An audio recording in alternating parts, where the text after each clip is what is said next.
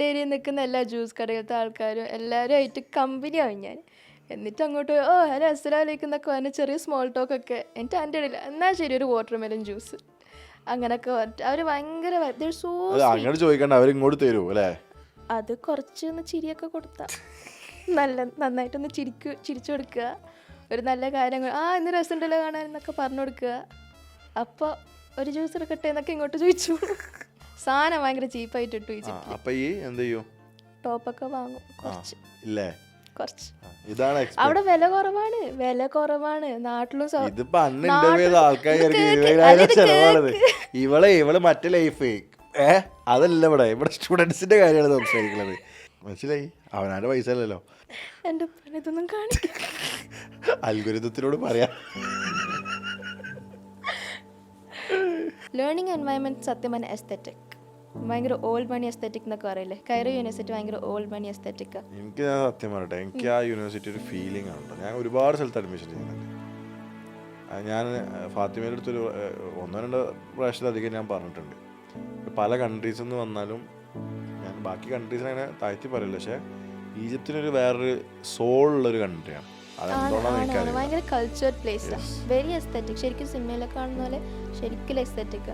Definitely worth it. Because നമ്മുടെ അടുത്ത് ഡെമ്മീസും ഉണ്ട്, വേണേൽ ആ പ്ലാസ്റ്റിക് ഹാർട്ടോ അതൊക്കെ ഉണ്ട്. പക്ഷെ അതേപോലെ അല്ല റിയൽ ലൈഫ് കാണുമ്പോൾ അത്ര പെർഫെക്റ്റ്, അത്രയ്ക്ക് ഒരേ ഷേപ്പ് അങ്ങനെയല്ല. ഓരോ ബോഡിക്ക് ഓരോ ഷേപ്പ്, ഓരോ ആംഗിൾ, ഓരോ ടെക്സ്ചർ. വേറെ ഏജൻസീൻ്റെ മെയിനായിട്ട് ഞാൻ നോട്ടീസ് ചെയ്ത സാധനം എന്ന് വെച്ചാൽ ഹൗസിങ് എല്ലാവരും സെറ്റായി കൊടുത്തിട്ടില്ല. നല്ല രീതിയിൽ എല്ലാവരും ഹൗസിങ് സെറ്റാക്കി കൊടുത്തിട്ടില്ല. പിന്നെ ചില ആൾക്കാർ അപ്പത്തുള്ളൊരു കോണ്ടാക്റ്റുകളും പിന്നെ കോണ്ടാക്റ്റ് വിട്ടു, പിന്നെ കോണ്ടാക്റ്റ് ഇല്ല. ഏത് ഏജൻസി അങ്ങനെയെന്ന് ചോദിക്കുമ്പോൾ അപ്പം ഉണ്ടായി കോണ്ടാക്റ്റുകളും ഇപ്പം ഇല്ല എന്നൊക്കെ പറഞ്ഞിട്ടുണ്ടായിരുന്നു. ഞാൻ MBBS എന്നുള്ളൊരു പ്രൊഫഷനിൽ ഓൺട്രപ്രണറിലേക്ക് സ്വിച്ച് ചെയ്യപ്പെട്ടപ്പോൾ എനിക്ക് കിട്ടിയ ബെനിഫിറ്റുകൾ ആസ് എ ഡോക്ടർ അല്ലെങ്കിൽ പുറത്ത് പഠിച്ച ഒരാൾ എന്നുള്ളവർക്ക് എന്തൊക്കെയാണെന്ന് ചോദിച്ചാൽ ഈ കാര്യങ്ങൾ നമ്മുടെ അഡാപ്റ്റബിലിറ്റി കിട്ടും നമുക്ക് ശരിക്കും. അതാണ് ഉമ്മന്നെ പറയാറുണ്ട്, പോയ ഫനു അല്ല തിരിച്ചു വന്ന ഫനു എന്ന് പറയാറുണ്ട്. ഇവർക്ക് അവിടുത്തെ എല്ലാ ഗവൺമെൻറ് ഈ മറ്റേ മ്യൂസിയങ്ങളാണെങ്കിലും ഒക്കെ ആണെങ്കിലും ഇവർക്ക് എന്താണ്, ഇവർക്ക് പൈസ കുറവാണ്. സ്റ്റുഡൻ്റായിട്ട് വെച്ചിട്ട് ഡിസ്കൗണ്ട് ഉണ്ട്, നല്ല പൈസ അങ്ങനത്തെ ഇഷ്ടം പോലെ പോവാം. നമ്മളെ കൂടെ അല്ലേ ഇന്ന് ഈജിപ്തിൽ കൈറോ യൂണിവേഴ്സിറ്റിയിൽ MBBSന് ഫസ്റ്റ് ഇയർ കംപ്ലീറ്റ് ചെയ്ത ലാസ്റ്റ് ഇയർ നമ്മളെ കൂടെ വന്ന ഒരുപാട് വീഡിയോസിൽ നിങ്ങൾ കണ്ടിട്ടുണ്ടാവും. ഫാത്തിമ വളങ്കരയാണ് നമ്മളെ കൂടെ ഉള്ളത്. ഹായ്. ഫാത്തിമയെ നമുക്ക് കൈറോ യൂണിവേഴ്സിറ്റിയിലെ വിശേഷങ്ങളൊക്കെ ചോദിച്ചറിയാം. ഈ പോഡ്കാസ്റ്റ് നിങ്ങൾ ത്രൂ ഔട്ട് കണ്ടു കഴിഞ്ഞാൽ നിങ്ങൾ ഈജിപ്തിൽ MBBS പഠിക്കാൻ ഉദ്ദേശിക്കുന്ന കുട്ടിയാണെങ്കിൽ, MBBS അബ്രോഡ് ചൂസ് ചെയ്യാൻ വേണ്ടിയിട്ട് ആഗ്രഹിക്കുന്ന ഒരു കുട്ടിയാണെങ്കിൽ, ബെസ്റ്റ് യൂണിവേഴ്സിറ്റിയാണ് നിങ്ങൾ നോക്കുന്നുണ്ടെങ്കിലൊക്കെ ഒരുപാട് കൺഫ്യൂഷൻസ് ഉണ്ടാവും നിങ്ങൾക്ക്. ആ കൺഫ്യൂഷൻസ് ഒക്കെ ഒരൊറ്റ പോഡ്കാസ്റ്റിലേക്ക് തീർക്കാം. അപ്പം ഏതൊരു കാര്യം നമ്മൾ കേട്ട് മനസ്സിലാക്കി കണ്ടറിഞ്ഞ് പോകണതാണ് ഏറ്റവും ബെസ്റ്റ്.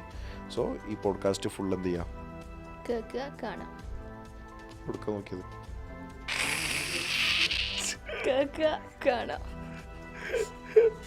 MBBS അബ്രോഡില്ലേ ചൂസ് ചെയ്യണ സമയത്ത് ഒരുപാട് കൺസൾട്ടൻസികൾ ഫാത്തിമനെ അപ്രോച്ച് ചെയ്തിട്ടുണ്ടാവല്ലോ. അതൊക്കെ ഒഴിവാക്കിയിട്ട് എന്തുകൊണ്ടാണ് ഡോക്ടർ എക്സ്പെർട്ട് എഡ്യൂലിങ്സിനെ തന്നെ ചൂസ് ചെയ്തത്? ഡോക്ടർ എക്സ്പെർട്ട് എഡ്യൂലിങ്സ് എന്ന് വെച്ചാൽ നല്ലപോലെ വീഡിയോസ് യൂട്യൂബിൽ ഉണ്ടായിരുന്നു, കുറേ പോസ്റ്റ് ചെയ്തിട്ടുണ്ടായിരുന്നു. കൺസൾട്ടൻസീസ് വേറെ വീഡിയോസൊന്നും പോസ്റ്റ് ചെയ്തിട്ടില്ല. അതുകൊണ്ട് അവരെ പറ്റി അത്ര അറിയാൻ പറ്റില്ല. അവരുടെ അടുത്ത് 1v1 ടോക്ക് എന്നല്ലാണ്ട് ശരിക്കും എന്താ നടക്കുന്നതെന്ന് അറിയാൻ പറ്റിയിട്ടുണ്ടായിട്ടില്ല. നിങ്ങളുടെ വീഡിയോസൊക്കെ കണ്ടപ്പം കുറച്ചും കൂടെ കോൺഫിഡൻ്റ് ആയി. പിന്നെ സ്റ്റുഡൻസിൻ്റെ തന്നെ വീഡിയോസൊക്കെ ഉണ്ടായിരുന്നു, അങ്ങനെ കൂടുതൽ കോൺഫിഡൻ്റ് ആയി. പിന്നെ കൗൺസിലേഴ്സിനെ കോൺടാക്ട് ചെയ്തപ്പം അവരപ്പം തന്നെ റെസ്പോൺസൊക്കെ തരുമ്പോൾ നമ്മൾ ഒരേ സമയത്ത് പല കൗൺസിലേഴ്സിനെയും നോക്കി. പക്ഷേ ഡോക്ടർ എക്സ്പെർട്ടിൻ്റെ കൗൺസിലേഴ്സ് പെട്ടെന്ന് തന്നെ നമുക്ക് റെസ്പോൺസ് തരുമായിരുന്നു. എന്നിട്ട് അവർ പറയുകയും ചെയ്യും യൂട്യൂബ് വീഡിയോസ് ഉണ്ട് നോക്കിക്കോളി എന്ന് പറഞ്ഞിട്ട്. അപ്പം അങ്ങനെ സ്റ്റുഡൻസിൻ്റെ ഒക്കെ കാണുമ്പം കോൺഫിഡൻസ് നല്ലപോലെ കൂടി. അത് ജെന്യൂനാന്ന് ഫീൽ ചെയ്തിട്ടുണ്ടോ? പിന്നെ യെസ്, അതുകൊണ്ടല്ലേ ഇങ്ങോട്ട് വന്നേ. പക്ഷേ ഡോക്ടർ എക്സ്പെർട്ട് എഡ്യൂലിങ്സ് ചൂസ് ചെയ്യുന്ന സമയത്ത് ഈ വീഡിയോസൊക്കെ കണ്ടു എന്ന് പറഞ്ഞു, എന്നാലൊരു ഈ ഒരു ഡിസിഷൻ എടുക്കണതിന് ഒരു കോൺഫിഡൻറ്റ് കിട്ടണമല്ലോ. കാരണം എന്താ വെച്ച് കഴിഞ്ഞാൽ ത്രൂ ഔട്ട് ഒരു 7 years പഠിക്കാൻ വേണ്ടി പോവാണ് ഈജിപ്തിലെ കൈറോ യൂണിവേഴ്സിറ്റിയിൽ. അത്രയും പൈസ സ്പെൻഡ് ചെയ്യണം, ടൈം സ്പെൻഡ് ചെയ്യണം. അപ്പോൾ ആ ഒരു കൺസൾട്ടൻസി ചൂസ് ചെയ്യുന്നത് വളരെ ഇമ്പോർട്ടൻ്റ് ആണ്. കാരണം വെച്ചാൽ നമ്മളെല്ലാ കാര്യങ്ങളും ത്രൂ ഔട്ട് ഹെൽപ്പ് ചെയ്യാനുള്ള ടീമാണ്. അത് ചൂസ് ചെയ്യാൻ ഡോക്ടർ എക്സ്പെർട്ടിനെ ചൂസ് ചെയ്യുമ്പോൾ ഒരു കോൺഫിഡൻറ്റ് എന്തായിരുന്നു ശരിക്കും? അതെന്താണെന്ന് വെച്ചാൽ ഉമ്മ പല ആൾക്കാരെയും കോൺടാക്ട് ചെയ്തിട്ടുണ്ടായിരുന്നു. എൻ്റെ ഉമ്മ പല ആൾക്കാരടുത്ത് ചോദിക്കുകയും ചെയ്തു ഡയറക്റ്റ്ലി അവരുടെ ബോസിനെയോ ഡോക്ടറിനെയോ കോൺടാക്ട് ചെയ്യാൻ പറ്റുമെന്ന്. അപ്പോൾ അതൊക്കെ അവരത്ര സീരിയസ് ആയിട്ട് എടുത്തിട്ടില്ല, കോൺടാക്ട് ചെയ്യാൻ പറ്റിയിട്ടുണ്ടായിട്ടില്ല. എന്നിട്ട് ഉമ്മ ആയിഷ മാമേനെ നമ്മുടെ കൗൺസിലർ ആയിഷ മാമിൻ്റെ അടുത്ത് ചോദിച്ചു, ഡോക്ടറിൻ്റെ അടുത്ത് ഒന്ന് ഡയറക്റ്റായിട്ട് സംസാരിക്കാൻ, ടെൻഷൻ അടിക്കുന്നുണ്ട്, വെറുതെ ഡയറക്റ്റായിട്ട് സംസാരിക്കാൻ പറ്റുമെന്ന്. അപ്പോൾ ഒരു ഓക്കെ എന്ന് പറഞ്ഞു, ഒരു സ്കെഡ്യൂൾ പറഞ്ഞു, അവർ പറഞ്ഞു ഈ സമയമാകുമ്പോൾ ഡോക്ടറിനെ വിളിക്കാൻ പറ്റും എന്നൊക്കെ പറഞ്ഞിട്ട് നമ്പറൊക്കെ തന്നിട്ട് ഡയറക്റ്റ്ലി ഉമ്മ ഡോക്ടറിനെ വിളിച്ചിട്ടുണ്ടായിരുന്നു. ഓർമ്മ ഉണ്ടോ എന്ന് എനിക്ക് അറിയില്ല. അപ്പം അങ്ങനെ ഡോക്ടറിൻ്റെ അടുത്ത് ഡയറക്റ്റ്ലി സംസാരിച്ചപ്പോൾ ഉമ്മക്ക് ഭയങ്കര കോൺഫിഡൻസ് കൂടി. ബിക്കോസ് ഡോക്ടറിൻ്റെ അടുത്ത് മാത്രമേ ഡയറക്റ്റായിട്ട് സംസാരിക്കാൻ പറ്റിയിട്ടുണ്ടായിട്ടുള്ളൂ. വേറെ കൺസൾട്ടൻസീസ് ഡയറക്റ്റായിട്ട് സംസാരിക്കാൻ, കൗൺസിലറിലൂടെ മാത്രമേ സംസാരിക്കാൻ പറ്റിയിട്ടുണ്ടായിട്ടുള്ളൂ. അത് ഉമ്മക്ക് ഭയങ്കര ഇഷ്ടപ്പെട്ടു. നല്ല ഇംപ്രഷൻ ആയിരുന്നു. അപ്പോൾ അതാണ് കോൺഫിഡൻസ് ഉണ്ടാക്കിയത്. അപ്പോഴും ഉമ്മ ശരിക്കും ക്ലിക്ക് ഡോക്ടർ എക്സ്പേർട്ട് മതി, വേറെ അടുത്ത് പോകണ്ട, ഇവിടെ തന്നെ നിൽക്കാം. ഫാത്തിമന്റെ ഒരു വ്യൂ എങ്ങനെ ഉണ്ടായിരുന്നത്? ഞാൻ ഉമ്മ പറയുന്നത് കേട്ട് പോയി. ഞാൻ യൂട്യൂബ് വീഡിയോസ് ഒക്കെ നോക്കി. ഞാൻ വെറുതെ യൂട്യൂബ് വീഡിയോസ് മാത്രമേ നോക്കാറുണ്ടായിട്ടുള്ളൂ. ഞാൻ അത്ര കോൺടാക്റ്റ് ഒന്നും ചെയ്തിട്ടില്ലേനു. പിന്നെ ഡോക്ടർ എക്സ്പേർട്ടിൻ്റെ ഏറ്റവും കൂടുതൽ യൂണിവേഴ്സിറ്റിയുള്ള ഞാൻ പല സ്ഥലത്തിൻ്റെ വീഡിയോസ് നോക്കിയിട്ടുണ്ട്. ഉസ്ബെക്കിസ്ഥാൻ, ജോർജിൻ്റെ ഒക്കെ നോക്കിയിട്ടുണ്ടേനു. അങ്ങനെ എനിക്ക് ആകെ കൂടുതൽ എക്സ്പോജർ കിട്ടിയ ഡോക്ടർ എക്സ്പേർട്ടിനെ മാത്രമേ ഉള്ളൂ. വേറെ ഒന്നിനും എനിക്ക് അങ്ങനെ കിട്ടിയിട്ടില്ല. ഞാൻ കോൺടാക്ട് ചെയ്യാത്തതുകൊണ്ട് എനിക്ക് എക്സ്പോജർ കിട്ടിയിട്ടില്ലേനു. ഈ അഡ്മിഷൻ എടുക്കുന്ന സമയത്ത് സാധാരണ എല്ലാവരും പറയലുണ്ട് ഭയങ്കര കൺഫ്യൂസ്ഡ് ആയിട്ടുള്ള ആൾക്കാരുണ്ടാവും, അല്ലെങ്കിൽ ആ ഒരു പ്രോസസ്സിനെ കുറിച്ചിട്ട് പേടിച്ചിരിക്കുന്ന ആൾക്കാരുണ്ടാവും. ഡോക്ടർ എക്സ്പേർട്ട് എഡ്യൂലിങ്സ് ത്രൂ ഫാത്തിമൻ്റെ അഡ്മിഷൻ ജേർണി എങ്ങനെയായിരുന്നു? എൻ്റെ ഫസ്റ്റ് ഇയർ തീരാറായി. ഇത്രയായിട്ട് എനിക്ക് അഡ്മിഷൻ്റെ പ്രോസസ്സിൽ എന്താ നടന്നതെന്ന് ഒരു ഐഡിയ ഇല്ല. ഭയങ്കര സ്മൂത്ത് എന്ന് വെച്ചാൽ ഞാൻ ശരിക്കും ഒന്നും അറിയേണ്ടി വന്നിട്ടില്ല. ബിഗിനിങ് ടു എൻഡ് ലാസ്റ്റ് വരെ ഒന്നും ഞാൻ അറിയേണ്ടി വന്നിട്ടില്ല. കുഞ്ഞു കുഞ്ഞു കാര്യം, സിമ്മ്, വൈഫൈ, അങ്ങനത്തെ കാര്യം വരെ ഞാൻ ഒന്നും അറിയേണ്ടി തന്നെ വന്നിട്ടില്ല. പിന്നെ ഞാൻ മെല്ലെ അറിഞ്ഞത്, ഇങ്ങനെ ചെയ്തിട്ടുണ്ടേനു ഇല്ല, അങ്ങനെ ഉണ്ടേനു ഇല്ലേ, അതുവരെ ഞാൻ ഒന്നും അറിഞ്ഞിട്ടുണ്ടായിട്ടില്ല. ആകെ ഉപ്പയും ഉമ്മയും പിന്നെ എൻ്റെ ബ്രദർ എന്താ ചെയ്യുന്നത്. ചില ആൾക്കാർ ചോദിക്കും സർവീസ് എന്ന് പറഞ്ഞാൽ എന്താണെന്നുള്ളത് ചോദിക്കല്ലോ നമ്മുടെ അടുത്ത്. അപ്പോൾ നമുക്കിത് സത്യം പറഞ്ഞാൽ എക്സ്പ്ലെയിൻ ചെയ്യാൻ, അതായത് ഇന്ന കാര്യമൊന്നും എക്സ്പ്ലെയിൻ ചെയ്യാൻ കഴിയില്ല. പക്ഷെ സെക്കൻഡ് ഇയർ കഴിയുമ്പോൾ ആ കുട്ടിക്ക് ഫീൽ ആവും ഇത്രയും കാര്യങ്ങൾ ഓരോ നമുക്ക് അന്ന് ചെയ്തു തന്നിട്ടുണ്ടായിരുന്നു എന്നുള്ളത് അല്ലേ. പിന്നെ അപ്പോൾ എനിക്ക് മനസ്സിലായി, ഓരോ സ്റ്റുഡൻസിൻ്റെ അറിയുമ്പോഴാണ് ഞാൻ മനസ്സിലായി, എനിക്കും ഇതൊക്കെ ചെയ്തിട്ടുണ്ടേനു, എൻ്റെ ഇതൊക്കെ കഴിഞ്ഞതാ, ഒന്നും അറിഞ്ഞിട്ടില്ല. വേറെ ആൾക്കാർ ത്രൂ വന്ന ആൾക്കാരെ കണ്ടിട്ടുണ്ടാവും. പിന്നെ ആകെ ചെയ്യേണ്ടി വന്ന ഡോക്യുമെൻറ്റ്സ് കൊടുക്കുക, അത്രേ ഉള്ളൂ. വേറെ ഒന്നും ആരും അറിയേണ്ടി വന്നിട്ടില്ല. അപ്പോഴത്തേക്കെല്ലാം ഫീ ഡൺ, അഡ്മിഷൻ ഡൺ, ഒക്കെ ഡൺ. ഡയറക്റ്റ്ലി ക്ലാസ്സിൽ പോയി ഇരുന്ന് കൊടുക്കുക, അത്ര നമ്മൾ ചെയ്യേണ്ടിണ്ടായിട്ടുള്ളൂ. ഇപ്പോൾ അഡ്മിഷൻ എടുത്തു, അവിടെ എത്തി, ഒരു വർഷമായല്ലോ. ഈ ഒരു ത്രൂ ഔട്ടിൽ ഈ ഒരു സമയത്തിനിടയ്ക്ക് എന്തെങ്കിലും ചാലഞ്ചുകൾ ഫാത്തിമയ്ക്ക് ഫേസ് ചെയ്യേണ്ടി വന്നിട്ടുണ്ടോ? അങ്ങനെ എന്തെങ്കിലും ചാലഞ്ച് വന്നിട്ടുണ്ടെങ്കിൽ അവിടെ ഡോക്ടർ എക്സ്പേർട്ട് എഡ്യൂലിങ്സ് ഹെൽപ്പ് ചെയ്തായിട്ട് ഫീൽ ചെയ്തിട്ടുണ്ടോ? ചാലഞ്ചൊന്നും പറയാൻ വേണ്ടി ഒന്നും ഉണ്ടായിട്ടില്ല. പിന്നെ ചെറിയ ചെറിയ അക്കാഡമിക്കലി കൺഫ്യൂഷൻ ഉണ്ടേനു, എവിടെ നിന്നാണ് പഠിക്കേണ്ടത്, എന്താ പഠിക്കേണ്ടത്, അങ്ങനെയൊക്കെ. അപ്പം തന്നെ ഡോക്ടർ എക്സ്പേർട്ട് തന്നെ സീനിയർ, ഇപ്പോൾ അതുൽ, നമ്മളപ്പം തന്നെ അതുലിനെ കോൺടാക്ട് ചെയ്യും. അങ്ങനെ നമ്മുടെ സീനിയേഴ്സ് ഡോക്ടർ എക്സ്പേർട്ട് തന്നെ ഉണ്ടേനു, അതുൽ, അഞ്ജല, അവരൊക്കെ കോൺടാക്ട് ചെയ്യും. അതുലൊക്കെ നമ്മളൊക്കെ ഗ്രൂപ്പായി വിളിച്ചിട്ട് നമ്മൾ ഇരുത്തിയിട്ട് പറഞ്ഞു ഇങ്ങനെയാണ് പഠിക്കേണ്ടത്, ഇതാ ചെയ്യേണ്ടത്, ഇന്ന PDF യൂസ് ചെയ്യേണ്ടത്, അതാ യൂസ് ചെയ്യേണ്ടത് എന്നൊക്കെ പറഞ്ഞിട്ടുണ്ടായിരുന്നു. അക്കാഡമിക്കലി ചാലഞ്ച് ആയപ്പോൾ സീനിയേഴ്സിനപ്പം തന്നെ കോൺടാക്ട് ചെയ്തു. പിന്നെ ഒന്നും അങ്ങനെ ചാലഞ്ചിങ് ആയിട്ട് തോന്നിയിട്ടില്ല. എന്തുണ്ടെങ്കിലും നമ്മൾ അപ്പം തന്നെ നമ്മുടെ സീനിയേഴ്സിനെ വിളിക്കും. ഡോക്ടർ എക്സ്പേർട്ടിന് തന്നെ സീനിയേഴ്സ് ഉണ്ട്, ഓരോ നമ്മളെ കുറേ നോക്കി. ഓഫീസിൽ എന്ത് വേണമെങ്കിലും ഡയറക്റ്റ്ലി നമുക്ക് പോകാൻ പറ്റും, എന്താവശ്യമുണ്ടെങ്കിലും ഡയറക്റ്റ്ലി പോകാൻ പറ്റും. പക്ഷേ ഇത്രയായിട്ടും പോകേണ്ട ആവശ്യമൊന്നും വന്നിട്ടില്ല. പക്ഷേ ഡോക്യുമെൻറ്റ്സ് കൊടുക്കുക, കളക്ട് എന്തെങ്കിലുമൊക്കെ വേണമെങ്കിൽ അടുത്ത് തന്നെ നമ്മുടെ യൂണിവേഴ്സിറ്റിൻ്റെ അടുത്ത് തന്നെ ഓഫീസ്, അപ്പോൾ നമുക്ക് ഡയറക്റ്റ്ലി പോയിട്ട് എടുക്കാനും കൊടുക്കാനൊക്കെ പറ്റുന്നുണ്ടാവും. പക്ഷേ പേഴ്സണലി എല്ലാ സ്റ്റുഡൻസും എന്താവശ്യം ഉണ്ടെങ്കിലും നമ്മൾ ഡയറക്റ്റ്ലി ഡോക്ടർ എക്സ്പേർട്ട് നമ്മളവിടെ പോകുമ്പോൾ തന്നെ ഒരു ഹ്യൂജ് ഗ്രൂപ്പ് ഉണ്ട്, ഡോക്ടർ എക്സ്പേർട്ട് സീനിയേഴ്സ് തന്നെ. അവരൊക്കെ നമുക്ക് കോൺടാക്ട് ചെയ്യാം, അവരൊക്കെ നമ്മൾ പരിചയപ്പെടുത്തി തന്നിട്ടുണ്ട്. അപ്പോൾ അവിടെ അവരെ തന്നെ യെസ് ഉണ്ട് നമ്മുടെ യൂണിവേഴ്സിറ്റിയിലെ ഡോക്ടർ എക്സ്പേർട്ട് എഡ്യൂലിങ്സ് എന്ന് പറഞ്ഞൊരു ഗ്യാങ് ഉണ്ട്, എല്ലാവരും പറയാറുണ്ട് അത്. അപ്പോൾ ഓരോ കോൺടാക്ട് ചെയ്തവർ അപ്പം തന്നെ പറഞ്ഞു തരുന്നുണ്ട്. നമ്മളെപ്പോഴും അവരുടെ ബാക്കിലാണ്. പാതി രാത്രി ആണെങ്കിലും വിളിച്ച് പറയണ്ട, പൈപ്പ് വെക്കാവുന്നില്ല, ഏത് PDF പഠിക്കേണ്ട, എന്നാ ചെയ്യേണ്ട ഒക്കെ ചോദിക്കണ്ട. അവരെല്ലാ സമയത്തും പിന്നെ സീനിയേഴ്സ് ആയിട്ട് നമുക്ക് കൂടുതൽ കംഫർട്ടബിൾ ആയിരിക്കും, നമ്മളെപ്പോലെ തന്നെ അല്ലേ. അതുകൊണ്ട് അവർ നല്ല രീതിയിലെല്ലാം പറഞ്ഞു തരും, ഗൈഡും ഒക്കെ ചെയ്യും. പിന്നെ അവിടെ പോയ പാടെ നമുക്ക് എല്ലാവരും അറിയണമെന്നില്ല, പോയ പാടായതുകൊണ്ട് ആരും അറിയുന്നുണ്ടാവില്ല. അപ്പം പോകുമ്പം തന്നെ ഡോക്ടർ എക്സ്പെർട്ടിലത്തെ ആൾക്കാരെ പരിചയപ്പെടുത്തി തന്നുകൊണ്ട് അങ്ങനത്തെ ഒരു ടെൻഷൻ ഉണ്ടായിട്ടില്ല. പോയ പാടെ നമുക്ക് സീനിയേഴ്സിനൊക്കെ അറിയാനും. നമ്മൾ ആ സമയത്ത് നമ്മൾ അവിടെ എത്തിയ ഉടനെ ഒരു ട്രിപ്പൊക്കെ കണ്ടക്ട് ചെയ്തിട്ടുണ്ടായിരുന്നല്ലോ, അതൊക്കെ എങ്ങനെയാണ് പിന്നീട് ഹെൽപ്ഫുൾ ആയത്? കാരണം അന്ന് 99% ആൾക്കാർ ഹാപ്പി ആയിരുന്നു, അതിൽ 1% പാരൻസിന് കൺസേൺസ് ഉണ്ടായിരുന്നു. അതായത് എന്തിനാണ് ട്രിപ്പൊക്കെ കൊണ്ടുപോകുന്നത്, പഠിക്കാനല്ലേ പോയത്. പക്ഷേ ആ ട്രിപ്പ് എത്രത്തോളം ഈ ഒരു 1 year ഹെൽപ്പ് ചെയ്തിട്ടുണ്ട് ശരിക്കും പറയുകയാണെങ്കിൽ? എൻ്റെ ഫസ്റ്റ് ഇയറിൻ്റെ ഇപ്പോഴത്തെ ഹൈലൈറ്റ് ആ ട്രിപ്പാണ്. ആ ട്രിപ്പില്ലെങ്കിൽ നമ്മളെല്ലാവരും ഇപ്പോഴും ഒരുമിച്ച് നിൽക്കണം എന്നില്ല. നമ്മളെല്ലാവരും ഫസ്റ്റ് ഇയർ എങ്ങനെയാണോ അതേപോലെ തന്നെ നമ്മളിപ്പോഴും എല്ലാവരും ഒരുമിച്ച് നിൽക്കുന്നുണ്ട്. ആ ട്രിപ്പിലൂടെ നമ്മളൊക്കെ കമ്പനി ആയത്. ശരിക്കും ആരോട് ചോദിച്ചാലും ഫസ്റ്റ് എൻ്റെ മെയിൻ ഹൈലൈറ്റ് ആയിട്ടുള്ള മെമ്മറി അതന്നെ ആയിക്കാരം. ട്രിപ്പ് പോയത് അതിലൂടെ പോയത് നമ്മളെല്ലാവരും ഒരുമിച്ചു യുണൈറ്റഡായി. നമ്മുടെ ഗ്രൂപ്പിസം എന്നല്ല, യുണൈറ്റഡായി. എന്ത് പ്രശ്നം ഉണ്ടെങ്കിലും നമ്മളുണ്ട്. ആരെന്ത് പറഞ്ഞാലും ഇറ്റ്സ് ഓക്കെ, നമ്മളുണ്ട്. യൂണിവേഴ്സിറ്റിയിൽ നമുക്ക് അറിയാത്ത കുറേ കുട്ടികളാണ്, അതിൻ്റെ ഒക്കെ ഇടയിൽ നമ്മളുണ്ടെന്നുള്ളൊരിതായി. അതുകൊണ്ട് കമ്പനി ആകാൻ വേണ്ടി സൂപ്പറായിരുന്നു, അടിപൊളി. എൻ്റെ മെമ്മറി എന്ന് പറഞ്ഞാൽ സൂപ്പർ കിടു. ഈജിപ്തിൽ ഓൾറെഡി ട്രിപ്പ് അടിക്കാൻ കുറച്ച് പാടാണ്. ഫസ്റ്റ് ഇയർ നമുക്കൊന്നും അറിയുന്നുണ്ടാവില്ല എന്താ ചെയ്യേണ്ടത് എങ്ങനെയാണ് ചെയ്യേണ്ടതെന്ന്. അതുകൊണ്ട് ഒന്നും അറിയാണ്ട് നമ്മുടെ ഏജൻസി നമ്മളെ കൊണ്ടുപോയി നമുക്ക് നല്ല കാര്യമല്ലേ. പിന്നെ മാത്രം ഒരു ഒരു ഒരു കമ്മ്യൂണിറ്റി ബിൽഡപ്പ് ഉണ്ടായി ശരിക്കും നല്ല പോലെ ഉണ്ടാക്കി. ഡോക്ടർ എക്സ്പെർട്ട് എഡ്യൂലിങ്സ് ഈജിപ്തിൽ ലാൻഡ് ചെയ്ത സമയത്ത് എങ്ങനെയാണ് ഹെൽപ്പ് ചെയ്തിട്ടുള്ളത്? എന്തൊക്കെ ഹെൽപ്പുകളാണ് ചെയ്തിട്ടുള്ളത്? ലാൻഡ് ചെയ്തു അപ്പം തന്നെ ഷെസാദ്ക്കും അതുലൊക്കെ സീനിയേഴ്സും ഷെസാദ്ക്കൊക്കെ വെയിറ്റ് ചെയ്യേണ്ടതിനു. അപ്പം തന്നെ നമ്മുടെ ചെക്കിങ് കാര്യമൊക്കെ കഴിഞ്ഞ് ഡയറക്റ്റ്ലി വാനിലിരുന്നു. വാനിൽ നിന്ന് ഡയറക്റ്റ്ലി നമ്മൾ വീട്ടിൽ കൊണ്ടുപോയി ഫ്രഷ് ആയിട്ട് കിടന്നുറങ്ങാൻ പറഞ്ഞ് രാവിലെ എണീക്കാൻ പറഞ്ഞ് കൊണ്ടുപോയി സിമ്മ് സെറ്റാക്കി ഫുഡ് വാങ്ങിത്തന്ന് തിരിച്ച് വീട്ടിലിരുന്നു എന്ന് പറഞ്ഞ് ആ രാത്രി ട്രിപ്പ് പോവാന്ന് പറഞ്ഞ്. അത്രേ ഉള്ളൂ. നമ്മളൊന്നും അറിയേണ്ടി വന്നിട്ടില്ല. അവർ പറയാ നമ്മൾ. പിന്നെ നിങ്ങളെ കൂടെ ഇപ്പോൾ മറ്റ് ആളുകൾ ത്രൂ വന്ന ആൾക്കാരൊക്കെ അല്ലേ, അവരൊക്കെ സ്വാഭാവികമായിട്ട് കമ്പയർ ചെയ്യുമല്ലോ ഞങ്ങളത് എങ്ങനെയായിരുന്നു, നിങ്ങൾ ആ ഒരു ഫീലിംഗ് എങ്ങനെയായിരുന്നു ശരിക്കും ഉണ്ടായിരുന്നത്?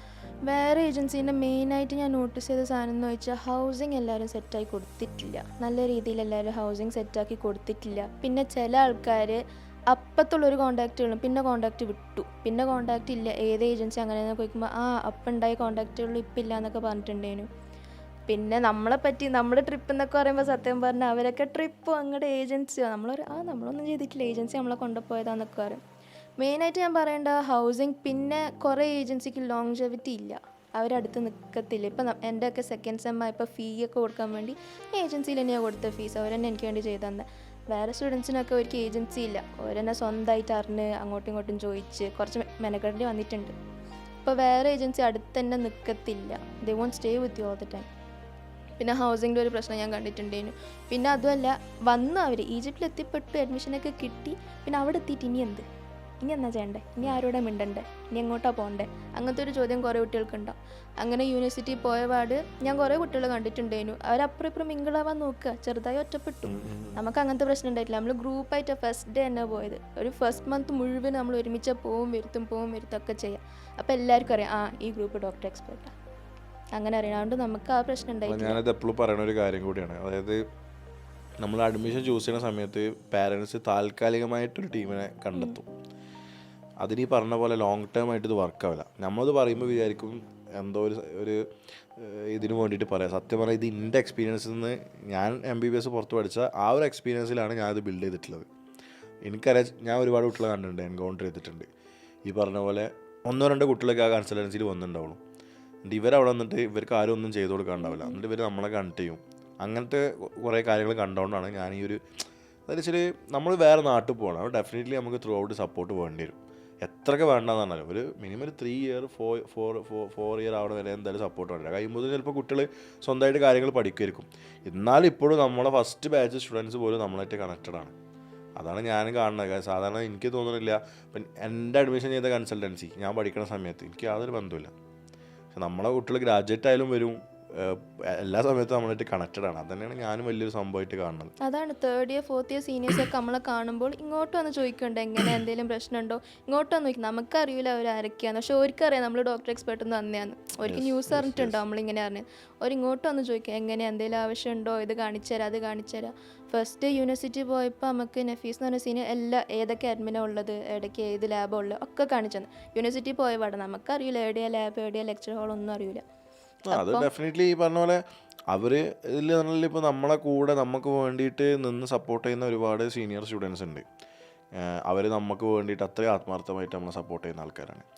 അതുപോലെ നമ്മൾ പറഞ്ഞിട്ടില്ലെങ്കിൽ പോലും കുറച്ച് നമ്മൾ അവരുടെ അടുത്ത് പറയുന്നതാണ് ഞങ്ങൾ ഹെൽപ്പ് ചെയ്യണം, പറയാതെ ഹെൽപ്പ് ചെയ്യുന്ന ആൾക്കാരുണ്ട്. ഇപ്പോൾ സീനിയർ നമ്മളെ ഫസ്റ്റ് ബാച്ചിലെ കുറേ പെൺകുട്ടികളുണ്ട്, ഇവരൊക്കെ നല്ല ഹെൽപ്പ് ചെയ്യും പറഞ്ഞിട്ടില്ലെങ്കിലും. അതെന്താ വെച്ചാൽ നമ്മളെ ഒരു ഫാമിലിയാണല്ലോ, ആ ഡോക്ടർ എക്സ്പെർട്ട് എന്ന് വരുന്ന ഫാമിലി എന്നുള്ള രീതിക്കുള്ള ഹെൽപ്പ് നല്ല രീതിക്ക് കൊടുക്കുന്നുണ്ടെന്നാണ് എനിക്ക് മനസ്സിലായിട്ടുള്ളത്. ഒരു ബിഗ്ഗസ്റ്റ് ബെനിഫിറ്റ്, ബിഗ്ഗസ്റ്റ് ബെനിഫിറ്റ് പറയാൻ പറ്റുകയാണെങ്കിൽ ഡോക്ടർ എക്സ്പെർട്ട് ചൂസ് ചെയ്തോണ്ട് എനിക്ക് കിട്ടിയ ഏറ്റവും വലിയ ബെനിഫിറ്റ് എന്ന് പറഞ്ഞിട്ട് സാധനം എന്താ പറയാൻ പറ്റുക, ഒറ്റ പോയിന്റിൽ പറയാൻ പറ്റുന്ന ഒരു കാര്യം എന്താ ഉള്ളത്? അറിയാത്ത നാട്ടിലൊരു നല്ല ഫാമിലി. അതാണ് ഏറ്റവും വലിയ ബെനിഫിറ്റ് കിട്ടിയത്. ഏറ്റവും ഇത് ഓക്കെ സർവീസൊക്കെ കിട്ടി, അതൊക്കെ സ്മൂത്തായിട്ട് പോയിട്ടുണ്ടായിരുന്നു. പക്ഷേ വേറെ ആർക്കും കിട്ടാത്തൊരു സാധനം നമുക്ക് കിട്ടി, ആ കണക്ഷൻ കിട്ടി നമുക്ക്. ക്വിക്ക് ഫാമിലി ബോണ്ടിങ് തന്നെ നമുക്ക് കിട്ടി. ക്വിക്ക് മാത്രമല്ല, ലോങ് ടേം നമ്മളെല്ലാവരും ഇപ്പോഴും ഒരുമിച്ച് തന്നെയാണ് നിൽക്കുന്നത്. സോ അത് ഞാൻ വേറെ ഒരിടത്ത് അങ്ങനെ കണ്ടിട്ടില്ല. If I could say one thing I would say that, അതായിരിക്കും പറയേണ്ടത് ഞാൻ. Because of that program I think program yes, അതിനെക്കൊണ്ട് കുറേ കുട്ടികൾ മിങ്കിളായി. പിന്നെ ട്രിപ്പിനെ കൊണ്ട്, പിന്നെ നിങ്ങളുടെ ഓഫീസ് തുറന്നപ്പോൾ എല്ലാവരും ഒരുമിച്ച് വന്നു. ഒരു കാര്യം നമ്മൾ ഓഫീസ് സ്റ്റാർട്ട് ചെയ്തു മാത്രമല്ല, ഐക്യമത്യം മഹാബലം എന്ന് പറഞ്ഞിട്ടൊരു സാധനം ഉണ്ടല്ലോ. എന്താണ്? You don't know, maybe you are a pookie. അതായത് അല്ല, ഒരുമുണ്ടെങ്കിൽ ഒലക്കവല് കണക്കാന്നുള്ളത് അറിയില്ലേ? അതും അറിയില്ലേ? കുറച്ചുകൂടെ അതായത് നമ്മൾ ഒറ്റക്കെട്ടായി നിന്നാലാണല്ലോ. അപ്പൊ നമ്മളെ ടീം എന്താണ്? ടീമാണ്. ആ ടീമായി നിൽക്കണോണ്ടാണ് എന്ത് നമുക്ക് അവിടെ നമ്മളെ സിഗ്നേച്ചർ ഉള്ളത്. അത് സത്യം. ഇപ്പം ഒരു കാര്യം if I had to say അതായിരിക്കും ഞാൻ പറയണ്ടാവുക. ബാക്കിയൊക്കെ സ്മൂത്ത് ആയിട്ട് വേറെ ഏജൻസീസും ചെയ്യാറുണ്ടല്ലോ, ഇതും എല്ലാവർക്കും കിട്ടണമെന്നില്ല. കൈറോ യൂണിവേഴ്സിറ്റി ചൂസ് ചെയ്യാനുള്ള ഒരു കാരണം എന്താണ് ഫാത്തിമ ശരിക്കും? ഞാൻ സൗദിയിൽ നിന്നായതുകൊണ്ട് ഞാൻ പറ്റുന്നതും ഗൾഫിൽ തന്നെയാണ് നോക്കിയത്. സൗദി, ദുബായ് എന്നൊക്കെയാണ് നോക്കിയത്. പക്ഷെ ഭയങ്കര റേറ്റാണ്, ഫീ ഒക്കെ ഔട്ട് ഓഫ് ഹാൻഡാണ്. അപ്പോൾ പിന്നെ ഉസ്ബെക്ക് നോക്കിയിട്ടുണ്ടായിരുന്നു. പിന്നെ ഡോക്ടറിനെ പ്രൈവറ്റായിട്ട് വിളിച്ചപ്പം ഉമ്മ പറഞ്ഞു, മോൾ ഇങ്ങനെയാണ്, മോൾ സൗദിയിലാണ്, നാട്ടിൽ പോകാൻ ഇൻട്രസ്റ്റ് ഇല്ല എന്നൊക്കെ. ഡോക്ടർ ഉമ്മാൻ്റെ അടുത്ത് സജസ്റ്റ് ചെയ്തു ഒന്ന് ഈജിപ്റ്റ് നോക്കിക്കൂടെയെന്ന്. പിന്നെ ഈജിപ്തിൽ നോക്കിയപ്പോൾ ഓക്കെ ഫൈൻ, ഗൾഫ് കൺട്രീസിൽ ഏറ്റവും കൂടുതൽ സിമിലാരിറ്റീസ് ഉള്ളത് ഈജിപ്തിനാന്ന് വിചാരിച്ചു. അപ്പോൾ പിന്നെ ഈജിപ്ഷ്യൻ ഡിഗ്രി GCC കൺട്രീസിൽ ഭയങ്കര പവറുള്ള സാധനമാണ്, വെയിറ്റേജ് ഉള്ള സാധനമാണ്. അപ്പോൾ അങ്ങനെ ഈജിപ്തിലോട്ടായത് നമ്മൾ. ആസ് എ NRI സ്റ്റുഡൻറ്റ് ഈജിപ്തിൽ പോയിട്ട് അത്ര അഡ്ജസ്റ്റ് ചെയ്യേണ്ടി വന്നിട്ടില്ല. ഞാൻ അഡ്ജസ്റ്റ് ചെയ്യേണ്ടി പക്ഷെ അത്ര വന്നിട്ടില്ല. So I would say NRI സ്റ്റുഡൻസിന് ഏറ്റവും കംഫർട്ടബിളായി നിൽക്കണമെങ്കിൽ ഔട്ട്സൈഡ് ഓഫ് GCC ഈജിപ്റ്റ് ആയിക്കാരം. അത് കൈറോ യൂണിവേഴ്സിറ്റി എന്നുള്ള രീതിക്കാണെങ്കിൽ എന്തുകൊണ്ട് ചൂസ് ചെയ്തു കൈറോ? വേറെ കുറേ യൂണിവേഴ്സിറ്റികൾ ഇപ്പോൾ ഉണ്ടാവുമല്ലോ. യൂണിവേഴ്സിറ്റിന്റെ ഒരു ബെനിഫിറ്റ് ആയിട്ട് എന്താ പറയുക? വേൾഡ് റാങ്കിങ് ഉള്ള യൂണിവേഴ്സിറ്റി, അത്രയ്ക്ക് എക്സ്പോജർ ഉണ്ട്, വേൾഡ് റാങ്കിങ്ങിലുണ്ട്, അതിന് പറ്റിയുള്ള തന്നെ സ്ട്രോങ് ഫാക്കൽറ്റി ഉണ്ട്. ഇപ്പോൾ നിങ്ങൾക്ക് പ്രാക്ടിക്കൽ എക്സ്പോഷർ കൈറോ യൂണിവേഴ്സിറ്റിയിൽ എത്രത്തോളം കിട്ടുന്നുണ്ട് ശരിക്കും? പ്രാക്ടിക്കൽ എക്സ്പോഷർ എന്ന് പറഞ്ഞാൽ നമുക്ക് വേണേൽ ഫസ്റ്റ് ഓഫ് ഓൾ സർജൻസിന് വേണേൽ പോയി ഷാഡോ ചെയ്യാൻ പറ്റും. കമ്പൽസറി അല്ല, പക്ഷെ നമുക്ക് വേണേൽ ചെയ്യാൻ പറ്റും. പിന്നെ നമുക്ക് കഡാവർ ഉണ്ട്, വീക്ക്ലി 3 to 4 times നമുക്ക് ലാബ് ഉണ്ടാവും. അനാറ്റമിക്ക് എപ്പോഴും നമുക്ക് കഡാവർ ഉണ്ടാവും, കഡാവർ ബോൺസ് ഒക്കെ ഉണ്ടാവും. പിന്നെ ലാബ്സിനൊക്കെ ഒരു ഷോർട്ടേജും ഇല്ല, എല്ലാം ഹൈടെക് ആയിട്ട് തന്നെ ഉണ്ട് എല്ലാം പോകുന്നത്. പിന്നെ നമുക്കിപ്പോൾ ക്ലിനിക്കൽസ് തുടങ്ങാത്തതുകൊണ്ട് കമ്പൽസറി ആയിട്ട് നമുക്ക് ക്ലിനിക്കൽസ് ഒന്നും പോകണമെന്നില്ല. അതുകൊണ്ട് നമുക്ക് വേണേൽ ഇൻട്രസ്റ്റ് ഉണ്ടെങ്കിൽ we can go and shadow. നമ്മുടെ ക്യാമ്പസിൻ്റെ ഉള്ളിൽ തന്നെയാണ് ഹോസ്പിറ്റലുള്ളത്. അതുകൊണ്ട് പേഷ്യൻസ് വരുന്നതും പോകുന്നതൊക്കെ കാണാം. കയറുമ്പോൾ തന്നെ നമ്മൾ പേഷ്യൻസിനേക്കാളും കാണുന്നുണ്ടാവുക. അപ്പോൾ കയറുമ്പോൾ തന്നെ okay, real medical college feeling കിട്ടും ഡെഫിനറ്റ്ലി. കയറുമ്പോൾ തന്നെ ഓക്കെ. അതല്ല, അവിടെ എല്ലാവരും നമ്മൾ ഡോക്ടറിനെ വിളിക്കുന്നുണ്ടാവുക. അപ്പം തന്നെ നമുക്കൊരു നമ്മളൊരു വലിയ സംഭവമല്ലേ ഡോക്ടറല്ലേ. ഒന്നും അറിയണ്ടാവില്ല. എന്നിട്ട് ഡോക്ടർ ചെറിയ കുട്ടികൾ വരെ ഡോക്ടറിന്ന് വിളിക്കുന്നുണ്ടാവും. ഇട്ടുകൊണ്ട് മാത്രമല്ലേ നമ്മൾ ഫോറിനേഴ്സ് ആയതുകൊണ്ട്. അപ്പം നമുക്കൊരു ഈഗോ ബൂസ്റ്റ്, ഒരു കോൺഫിഡൻസ് ഒക്കെ കിട്ടുന്നുണ്ട്. അറിയാത്ത ആൾക്കാരായിക്കാരം എന്നാലും നമ്മൾ ഡോക്ടറിന്ന് വിളിക്കും. പിന്നെ ചില ആളുകൾ പറയുന്ന ഒരു കാര്യമുണ്ട്, കൈറോ യൂണിവേഴ്സിറ്റിയിൽ നാട്ടിൽ ഈജിപ്ഷ്യൻസ് എന്ന് പറഞ്ഞാൽ അറബി സംസാരിക്കുന്ന ആൾക്കാരാണ്. യൂണിവേഴ്സിറ്റിയിലാവുമ്പം ഈ അറബിൻ്റെ കാര്യങ്ങൾ എങ്ങനെയാണ് വരുന്നത്? അതൊരു ഇഷ്യൂ ആയിട്ട് എല്ലാവരും പറയുന്നുണ്ട്.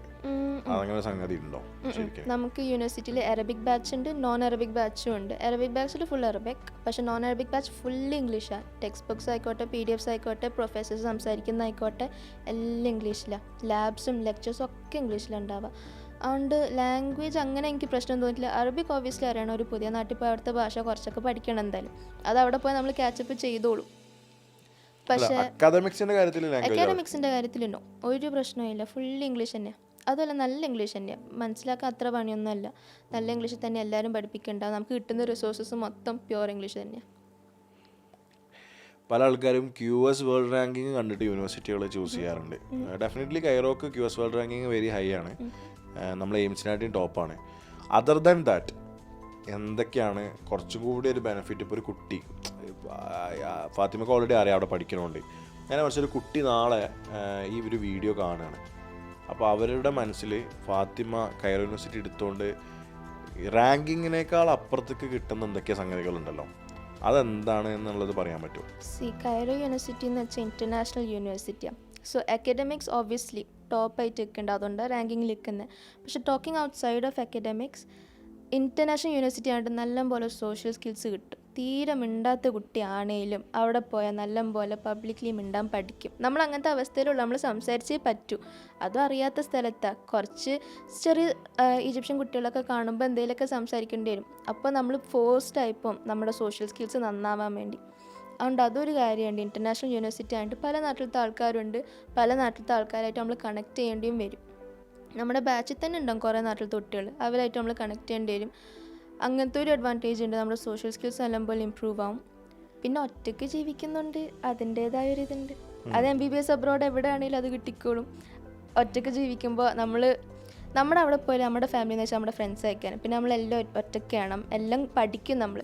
അപ്പോഴെനിക്ക് അറിയുന്നുണ്ടാവും, ഓ എൻ്റെ ഉപ്പ ഇതൊക്കെ ചെയ്യേണ്ടേനുല്ലേ, എൻ്റെ ഉമ്മ ഇതൊക്കെ ചെയ്യേണ്ടേനുല്ലേ, പാത്രം കഴുകുക, തുണി കഴുകുക, അങ്ങനത്തെ ഒരു അഡ്വാൻറ്റേജ്. പക്ഷെ അത് എവിടെ പഠിച്ചാലും കിട്ടും, അബ്രോഡ് പഠിച്ചാൽ കിട്ടും. പാരൻസിൻ്റെ അടുത്ത് ഒന്ന് മൂവ് ഔട്ട് ചെയ്താൽ അത് കിട്ടും. പല ആൾക്കാർക്കും ഞാനിപ്പോൾ എൻ്റെ ഒരു പോഡ്കാസ്റ്റിലും ഞാൻ അന്ന് സംസാരിച്ചിട്ടുണ്ടായിരുന്നു. ഞാൻ MBBS എന്നുള്ളൊരു പ്രൊഫഷനിൽ ഓൺട്രപ്രണറിലേക്ക് സ്വിച്ച് ചെയ്യപ്പെട്ടപ്പോൾ എനിക്ക് കിട്ടിയ ബെനിഫിറ്റുകൾ ആസ് എ ഡോക്ടർ അല്ലെങ്കിൽ പുറത്ത് പഠിച്ച ഒരാൾ എന്നുള്ളതിലേക്ക് എന്തൊക്കെയാണെന്ന് ചോദിച്ചാൽ ഈ കാര്യങ്ങൾ നമ്മുടെ അഡാപ്റ്റബിലിറ്റി കിട്ടും നമുക്ക് ശരിക്കും.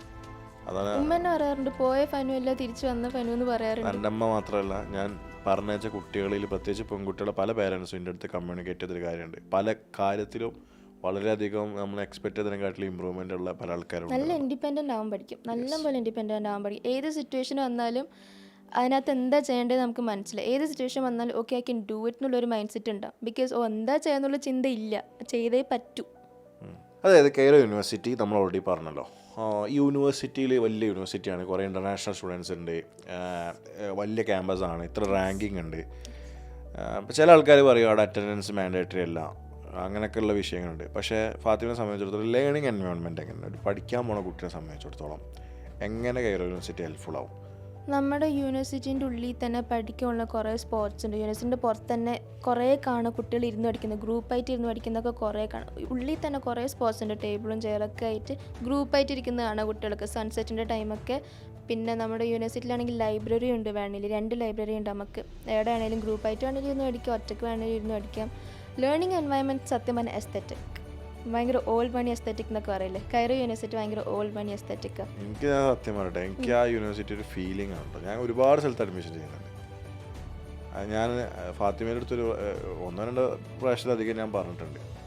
പല കൺട്രീസിൽ നിന്ന് വന്നാലും ഞാൻ ബാക്കി കൺട്രീസിനെ താഴ്ത്തി പറയില്ല, പക്ഷേ ഈജിപ്തിനൊരു വേറൊരു സോളുള്ളൊരു കൺട്രിയാണ്. ആണ് ഭയങ്കര കൾച്ചർഡ് പ്ലേസാണ്, വെരി എസ്തെറ്റിക്. ശരിക്കും സിനിമയിലൊക്കെ കാണുന്ന പോലെ ശരിക്കും എസ്തെറ്റിക്കാണ്. യൂണിവേഴ്സിറ്റിൻ്റെ ഉള്ളിലാണെങ്കിലും ഇരുന്ന് പഠിക്കാം. പിന്നെ പുറത്താണെങ്കിലും സ്റ്റഡി കാഫേസ് ഉണ്ട്, അടിപൊളി സാധനം. യൂണിവേഴ്സിറ്റിൻ്റെ പുറത്ത് തന്നെ സ്റ്റഡി കാഫേസ് ഉണ്ട്, അവിടെ ആണെങ്കിലും ഇരുന്ന് പഠിക്കുക. ആ ഏരിയ മുഴുവനും നമ്മുടെ യൂണി സ്റ്റുഡൻസ് തന്നെ ആയിരിക്കും. അപ്പോൾ സ്റ്റഡി കാഫേ പോയാലും നമ്മുടെ യൂണിയിൽ പഠിക്കുന്ന സ്റ്റുഡൻസ് തന്നെ ആയിരിക്കും. അവിടെ പിന്നെ ഫ്രീ വൈഫൈ ഉണ്ടാവും, നമ്മുടെ സ്റ്റുഡൻസൊക്കെ മെമ്പർഷിപ്പൊക്കെ എടുക്കുന്നുണ്ടാവും. രാവിലെ അവിടെ പോവുക, പഠിക്കുക, എന്തെങ്കിലും ചായ എങ്ങാനും കുടിക്കുക, പഠിക്കുക, പുറത്തുനിന്ന് ഫുഡ് കഴിക്കുക, പഠിക്കുക. യൂണിവേഴ്സിറ്റിയിലാണെങ്കിലും അങ്ങനെ പഠിക്കുക. അവിടുത്തെ ക്യാൻറ്റീനിൽ പോയിട്ട് എന്തെങ്കിലും വാങ്ങിയാൽ മതി, എന്നിട്ട് തിരിച്ചിരിക്കുക, പഠിക്കുക. ഈ ഫ്രീ ബീസ് ഒരുപാട് കിട്ടുന്ന ആളാണ് ഫാത്തിമ. അതിനെ പറ്റി എന്താ പറയാനുള്ളത്? ഒരു പള്ളി ക്വസ്റ്റ്യാണ്. അതായത് ഒരു സ്ഥലത്ത് നമ്മൾ താമസിക്കുമ്പോൾ സ്വാഭാവികമായിട്ടും ഈജിപ്ഷ്യൻസ് എന്ന് പറഞ്ഞാൽ ഭയങ്കര കമ്മ്യൂണിറ്റിയാണ് അല്ലേ? അതായത് അവർ തമ്മിൽ ഭയങ്കര കമ്മ്യൂണിറ്റിയാണ്. ആ, അതിനിടയ്ക്ക് ഫാത്തിമക്ക് ഒരു സ്പേസ്, ആ ഒരു ഏരിയ ഉണ്ട് നിൽക്കാറ്. അത് എങ്ങനെയാണ് ആ സാധനം? ഈജിപ്ഷ്യൻസ് നമ്മൾ അങ്ങോട്ട് നല്ലതാണെങ്കിൽ ഇവർ അതിനും നന്നാവും. നമ്മുടെ അടുത്ത് ഭയങ്കര വൈബ്, ഒന്നും സീരിയസ് ആയിട്ട് എടുക്കണ്ട, ഭയങ്കര വൈബാക്കി എടുത്താൽ മതി. ഞാനെന്ന് വെച്ചാൽ എൻ്റെ ഏരിയയിൽ നിൽക്കുന്ന എല്ലാ ജ്യൂസ് കടയിലത്തെ ആൾക്കാരും എല്ലാവരും ആയിട്ട് കമ്പനിയാവും ഞാൻ. എന്നിട്ട് അങ്ങോട്ട് ഓ ഹലോ അസ്സലാമലൈക്കും എന്നൊക്കെ പറഞ്ഞ് ചെറിയ സ്മോൾ ടോക്കൊക്കെ. എന്നിട്ട് എൻ്റെ ഇടയിൽ എന്നാൽ ശരി ഒരു വാട്ടർമെലൻ ജ്യൂസ് അങ്ങനൊക്കെ പറഞ്ഞിട്ട് അവർ ഭയങ്കര അങ്ങനെ ചോദിക്കണ്ട, അവരിങ്ങോട്ട് തരൂ അല്ലേ? അത് കുറച്ചൊന്ന് ചിരിയൊക്കെ കൊടുത്താൽ നന്നായിട്ടൊന്ന് ചിരിച്ചു കൊടുക്കുക. ഒരു നല്ല കാര്യങ്ങൾ ഇന്ന് രസമുണ്ടല്ലോ കാണാൻ എന്നൊക്കെ പറഞ്ഞു കൊടുക്കുക. അപ്പോൾ ഒരു ജ്യൂസ് എടുക്കട്ടെ എന്നൊക്കെ ഇങ്ങോട്ട് ചോദിച്ചു. നല്ല പാവങ്ങളാ, കമ്പനിയാണ്, നല്ല പോലെ കമ്പനിയാവാം. എനിക്ക് ഈജിപ്ഷ്യൻസിനെ പറഞ്ഞാൽ ചില നല്ല വൈബാണ്. ഇവർ സൗണ്ട് കേട്ടിട്ട് ഇവർ ക്രൂരന്മാരെ നമ്മൾ വിചാരിക്കാൻ പറ്റില്ല. അത് ഓരോ കൾച്ചർ അങ്ങനെയാണ്. അല്ല, ഒരു സംസാരിക്കണതാണോ ചീത്ത അറിയണോ എന്ന് മനസ്സിലാവില്ലല്ലോ. സ്നേഹം കൊണ്ടായിരിക്കും അവർ സൗണ്ട് കൂട്ടി സംസാരിക്കണ്ടാവും. അത് മനസ്സിലാവില്ല, അവരെന്തോ പറയണ്ടാവും. അപ്പൊ ചിലപ്പോ നല്ല ഉഷാറാണ്, ഈ ഭയങ്കര ഉഷാറാണ്. നമ്മോടേ ഈ ഭയങ്കര ഉഷാറാടാ അങ്ങനെ നമ്മൾ ഉഷാറാന്നാ പറയണേ. പക്ഷെ ഓലെ ചിലപ്പോൾ ടോൺ കേൾക്കുമ്പോൾ ഈ പോടാന്നുള്ള രീതിക്കാണ് നമ്മൾക്ക് മനസ്സിലാവില്ല. അത് തമ്മിൽ മാറ്റണ്ടല്ലോ, സംസാരവും ഇത് തമ്മിൽ ആ മനസ്സിലാവില്ല. വൈബ് ഒന്ന് പിടിച്ചിട്ടുണ്ടല്ലോ പിന്നെ ലൈഫ് ഓൺ ഈസി മോഡ് ഈജിപ്തിൽ വൈബ് പിടിക്കാൻ കുറച്ച് പണിയാന്ന് അതെ മാത്രം. അതെ. ഈ കടാവേഴ്സ് ഉള്ളത് കൊണ്ട് എന്തൊക്കെ ബെനിഫിറ്റുകളാണ് ഫീൽ ചെയ്തിട്ടുള്ളത്? അതായത് ഇപ്പോൾ സാധാരണ പല മെഡിക്കൽ കോളേജിലും കടാവേഴ്സ് ഉണ്ടാവില്ല. അപ്പോൾ ഈ നിങ്ങൾക്കിപ്പോൾ ആ ഒരു ഇത്രയും നിങ്ങൾ ഓൾമോസ്റ്റ് 55 lakhs അടുത്ത് നിങ്ങൾക്ക് എക്സ്പെൻസ് വരുന്നുണ്ട് ടോട്ടലി. അപ്പോൾ ആ ഒരു കടാവേഴ്സ് വരുന്നത് കൊണ്ട് ആ പൈസ വേർത്താണോ? എന്തൊക്കെ ബെനിഫിറ്റ്സ് ഉണ്ട്? ഡെഫിനറ്റ്ലി വർത്ത് ഇറ്റ് ബിക്കോസ് നമ്മുടെ അടുത്ത് ഡെമ്മീസും ഉണ്ട്, വേണേൽ ആ പ്ലാസ്റ്റിക് ഹാർട്ടോ അതൊക്കെ ഉണ്ട്. പക്ഷെ അതേപോലെ അല്ല റിയൽ ലൈഫ് കാണുമ്പോൾ അത്ര പെർഫെക്റ്റ്, അത്രയ്ക്ക് ഒരേ ഷേപ്പ് അങ്ങനെയല്ല. ഓരോ ബോഡിക്കും ഓരോ ഷേപ്പ്, ഓരോ ആംഗിൾ, ഓരോ ടെക്സ്ചർ. അതുകൊണ്ട് നമുക്കെന്ന് വെച്ചാൽ ലാബിൽ കയറുമ്പം തന്നെ ഒരു 4 ബോഡീസ് വെച്ചിട്ടുണ്ടാവും, 4-5 ബോഡീസ് വെച്ചിട്ടുണ്ടാവും. ഓരോ ബോഡി നോക്കുമ്പോഴും ഓരോ ഡിഫറെൻറ്റ് ലുക്ക് ആയിക്കാരം. അതുകൊണ്ട് എല്ലാം ഒന്ന് നോക്കണം. നമുക്ക് തൊടുമ്പോഴൊക്കെ അപ്പോഴാണ് നമ്മൾ ടെക്സ്ചറൊക്കെ അറിയണ്ടാവുക. ഡെമീസ് ആകുമ്പോൾ പ്ലാസ്റ്റിക് തൊടുന്നതും കാണുന്നതും പോലെ അല്ല റിയൽ ലൈഫിൽ. ഇപ്പോൾ സർജറി ചെയ്യുകയാണെങ്കിൽ തന്നെ തുറന്നു നോക്കിയാൽ എല്ലാം ഒരു പിങ്ക് സാധനം, ചോര അങ്ങനെയൊക്കെയാണ്. അതേക്കെ പോലെ തന്നെ കടാവർ എല്ലാം ബ്രൗൺ സാധനം ഉണങ്ങിയിട്ട് നമ്മൾ പ്ലാസ്റ്റിക് കാണുമ്പോൾ കറക്റ്റ് കളർ കാണുന്നുണ്ട്, കറക്റ്റ് എന്താണെന്ന് മനസ്സിലാവും. കടാവർ കാണുമ്പോൾ നമുക്ക് ശരിക്കും ഡീറ്റെയിൽ ആയിട്ട് എന്താണെന്ന് മനസ്സിലാവുന്നുണ്ടാവുള്ളൂ. എന്നാൽ ഇൻസേർഷനും ഒറിജിനൊക്കെ ശരിക്കും കടാവർ നമ്മളൊക്കെ വലിച്ചാലുണ്ടല്ലോ എന്താണെന്നൊക്കെ ഇൻസേർഷൻ ഒറിജിനൊക്കെ. അപ്പോൾ കടാവർ ഉണ്ടെങ്കിൽ അങ്ങനത്തെ ഒരു അണ്ടർസ്റ്റാൻഡിങ് കിട്ടുള്ളൂ. ഡെമ്മിയൊക്കെ ആണെങ്കിൽ ആ അണ്ടർസ്റ്റാൻഡിങ് കിട്ടൂല. അങ്ങനത്തെ ഇൻസേർഷനൊന്നും കിട്ടുന്നുണ്ടാവില്ല നമുക്ക്. എല്ലാ ബോഡീസും സെയിം അല്ലാന്ന് നമ്മൾ അറിയുന്നുണ്ടാവില്ല. കടാവേഴ്സ് ആകുമ്പോൾ നമുക്ക് മനസ്സിലാവും എല്ലാ ബോഡീസും ഡിഫറെൻ്റ് ആണ്. അപ്പോൾ അവിടുത്തെ ഒരു typical 1 day class academic life എങ്ങനെയാണ് ശരിക്കും ഉണ്ടാവുക? അതായത് ഒരു ദിവസത്തെ കൈറോ യൂണിവേഴ്സിറ്റിയിൽ അക്കാദമിക്സ് ലൈഫ് എങ്ങനെയാണ് ഉണ്ടാവുക? ക്ലാസ് തുടങ്ങണം, എത്ര മണിക്കൂർ ഉണ്ടാവും, അങ്ങനത്തെ കാര്യങ്ങൾ ടീച്ചേഴ്സ് എന്ത് ചെയ്യും? അങ്ങനത്തെ ഒരു 1 day പറയുകയാണെങ്കിൽ എന്താണുള്ളത്? നമുക്കിപ്പോൾ ലാബ് ഡേ ആണെങ്കിൽ രാവിലെ എണീക്കുക, സ്കരിക്കുക, ബ്രേക്ക്ഫാസ്റ്റ് കഴിക്കുക, അപ്പം തന്നെ ഇറങ്ങുക. നമ്മുടെ വീട് അടുത്ത് തന്നെ, യൂണിവേഴ്സിറ്റിൻ്റെ അടുത്ത് തന്നെയാണ്, 10 മിനിറ്റേ ഉള്ളൂ. യൂണിവേഴ്സിറ്റി പോവുക, ചങ്ങായിമാരൊക്കെ കാണുക, ലാബിൽ കയറുക. പിന്നെ അനാറ്റമി ആയിരിക്കും ഫസ്റ്റ് തന്നെ. എല്ലാം ലാബും കാര്യമൊക്കെ ഇരിക്കുക. അനാറ്റമി ലാബ് നമുക്കൊരു 1 മണിക്കൂറൊക്കെ ഉണ്ടാവും. പിന്നെ ലാബ് കഴിഞ്ഞാൽ നമുക്ക് സാധാരണ ഒരു 10-15 മിനിറ്റ് ബ്രേക്ക് ഉണ്ടാവാറുണ്ട്. ബ്രേക്ക് ഉണ്ടാവാൻ ക്യാൻറ്റീനിൽ പോവുക, എന്തെങ്കിലും കഴിക്കുക. പിന്നെ അപ്പോഴത്തേക്ക് നമുക്ക് അടുത്ത ലാബ് ഉണ്ട്. ഇപ്പോൾ ഫിസിയോളജി ആണെങ്കിൽ ഫിസിയോളജി ഡിപ്പാർട്ട്മെൻറ്റിൽ പോകണം, അവിടുത്തെ ലാബ് കയറുക. പിന്നെ അത് കഴിഞ്ഞിട്ട് പിന്നെ ഇറങ്ങുക, എന്തെങ്കിലും കഴിക്കുക ചങ്ങായിമാരപ്പുറമൊക്കെ. പിന്നെ ഹിസ്റ്റോളജി പോവുക. ഹിസ്റ്റോളജി നമുക്ക് സ്ലൈഡ്സും ഒക്കെ ഉണ്ടാവും. അപ്പോൾ കുറച്ച് എഴുതാനൊക്കെ ഉണ്ട്, നമുക്ക് കളർ ചെയ്യാൻ എഴുതാനൊക്കെ ഉണ്ട് ഹിസ്റ്റോളജിയിൽ, ഒക്കെ ചെയ്യുക. പിന്നെ അത് കഴിഞ്ഞാൽ ഫ്രണ്ട്സിൻ്റെ ഒപ്പരം ഒരുമിച്ച് പോവുക, ഫുഡ് കഴിക്കുക, ജ്യൂസ് കുടിക്കുക, തിരിച്ച് വീട്ടിൽ പോവുക. അന്ന് പഠിപ്പിച്ച് എന്താണെന്ന് തിരിച്ച് റിവ്യൂ ചെയ്യുക. ഇപ്പോൾ നിങ്ങൾ അപ്പാർട്ട്മെൻറ്റിലാണ് താമസം ഈജിപ്തിൽ. അപ്പോൾ നിങ്ങൾക്ക് അവിടെ എങ്ങനെയാണ് നിങ്ങളുടെ ഒരു സേഫ്റ്റി ആണെങ്കിലും ആ ഒരു അപ്പാർട്ട്മെൻറ്റ് കൈൻഡ് ഓഫ് ലൈഫ് ശരിക്കും എങ്ങനെയുള്ളത്? ആസ് എ ഗേൾ എന്നുള്ള നിലക്ക് എത്രത്തോളം സേഫ്റ്റി ഫീൽ ചെയ്യുന്നുണ്ട്? എന്താണ് ഒരു പുതിയ കുട്ടീൻ്റെ അടുത്ത് എന്താ ശരിക്കും പറയാനുള്ളത്? പുതിയ കുട്ടീൻ്റെ അടുത്ത് രാത്രി 12 മണിക്ക് ശേഷമാണെങ്കിലും ഫ്രീ ആയിട്ട് നടക്കുക, ചങ്ങായിമാരൊപ്പം കളിക്കാനും കുളിക്കാനും ഒക്കെ പോവുക. ഭയങ്കര സേഫാണ്. ദ തിങ് ഇസ് അവിടെ നൈറ്റ് ലൈഫാണ് മോർണിംഗ് ലൈഫിനെക്കാട്ടിലും ആക്റ്റീവ്. സോ നൈറ്റ് ആണെങ്കിലും എല്ലായിടത്തും ആൾക്കാരുണ്ടാവും, ഒരിടത്തും ഒറ്റയ്ക്ക് ആയിരിക്കില്ല. അതുകൊണ്ട് ആൾക്കാരുള്ളതുകൊണ്ട് ഫ്രീ ആയിട്ട് നടക്കുക. ഒരാണാണെങ്കിലും പെണ്ണാണെങ്കിലും ഫ്രീ ആയിട്ട് നടക്കുക. ചങ്ങായിമാരപ്പുറമാണെങ്കിലും ഒറ്റയ്ക്ക് വേണമെങ്കിലും നടക്കാം. സെക്യൂരിറ്റി നല്ലപോലെ ഉണ്ട്. നമ്മളൊക്കെ വിചാരിക്കും ഈജിപ്റ്റ് അല്ലേ ഡേഞ്ചറസ് ആയിരിക്കും അങ്ങനെ എങ്ങനെയെന്നൊക്കെ. ശരിക്കും അല്ല. 3 മണിക്ക് വേണമെങ്കിലും ഫ്രീ ആയിട്ട് നടക്കാൻ പറ്റും. ബിക്കോസ് നൈറ്റ് ലൈഫ് അത്രയ്ക്ക് ആക്റ്റീവ് ആയതുകൊണ്ട് ചില റെസ്റ്റോറൻറ്റ്സൊക്കെ 10 മണിക്കാണ് തുറക്കുണ്ടാവുക. അതുകൊണ്ട് എല്ലായിടത്തും സൗണ്ടും കാര്യങ്ങളൊക്കെ ഉണ്ടാവും. അതുകൊണ്ട് ഫ്രീ ആയിട്ട് പുറത്ത് പോവുക. സേഫ്റ്റിക്കൊന്നും ഇത്രയായിട്ടും എനിക്കൊരു പ്രശ്നം തോന്നിയിട്ടില്ല. പിന്നെ നോർമൽ പ്രോബ്ലംസ്, ക്രീപ്സ് ഒക്കെ വരുന്ന അത് ഈ ലോകത്ത് എവിടെ പോയാലും ഉണ്ടാവും. അത് ഈജിപ്തിൽ മാത്രമല്ല. ക്രീപ്സ് അങ്ങനത്തെ ഒക്കെ ആണെങ്കിൽ അത് എവിടെ പോയാലും ഉണ്ടാവും. പക്ഷേ കമ്പയറിങ് ടു ലെറ്റ്സ് നാട്ടിൽ വെച്ച് കമ്പയർ ചെയ്യുകയാണെങ്കിൽ ഈജിപ്റ്റ് ഭയങ്കര സേഫാണ്. ഭയങ്കര സേഫ്. ഒറ്റയ്ക്കാണെങ്കിലും നടക്കുക ഫ്രീ ആയിട്ട്. അതുപോലെ ഇപ്പോൾ ഫുഡിൻ്റെ കാര്യം പറയുകയാണെങ്കിൽ എങ്ങനെയാണ് ഫുഡ് ഈജിപ്തിൽ? ഇപ്പോൾ നിങ്ങൾ കുക്ക് ചെയ്യലാണോ? പിന്നെ ഈസി ടു, അതായത് നിങ്ങൾക്കിപ്പം അവിടുത്തെ ഒരു ഫുഡിനോട് അഡാപ്റ്റ് ചെയ്യാൻ ഈസിയാണോ? എന്താണ് ഫീൽ ചെയ്തിട്ടുള്ളത്? ഇപ്പോൾ നമ്മളെ സംബന്ധിച്ചിടത്തോളം എനിക്കൊക്കെ ആണെങ്കിൽ ഫുഡ് അവിടെ ഇഷ്ടംപോലെ അവൈലബിൾ ആണ്, പല ടൈപ്പ് ഓഫ് ഫുഡ്സ് നമുക്ക് കിട്ടും. അപ്പം ആ ഒരു കാര്യത്തിൽ ഒരു സ്റ്റുഡൻറ്റ് ഇന്ത്യയിൽ നിന്ന് പോവുകയാണെങ്കിൽ അവരുടെ സംബന്ധിച്ചിടത്തോളം ഫുഡ് എങ്ങനെയാണ് ഫീൽ ചെയ്യുക? അവർക്കൊരു ഫുഡിൻ്റെ ഒരു പ്രോബ്ലം, അത് അഡാപ്റ്റ് ചെയ്യാൻ പറ്റുമോ? ഫുഡ് അതൊരു കുട്ടി അനുസരിച്ചിരിക്കും. ഇപ്പോൾ അവർക്ക് ഇന്ത്യൻ ഫുഡേ പറ്റുമെന്നാണേൽ അവർക്ക് ഹോം കുക്ക് ചെയ്യാൻ പറ്റും. പിന്നെ അവിടെ കുറച്ച് ഇന്ത്യൻ റെസ്റ്റോറൻറ്റ്സ് ഒക്കെ ഉണ്ട്. അവിടുന്ന് ഇതാക്കാം. പക്ഷേ ആ ഇന്ത്യൻ റെസ്റ്റോറൻറ്റ്സ് നാട്ടിൽ കിട്ടുന്ന പോലെ തന്നെ ആയിരിക്കില്ല.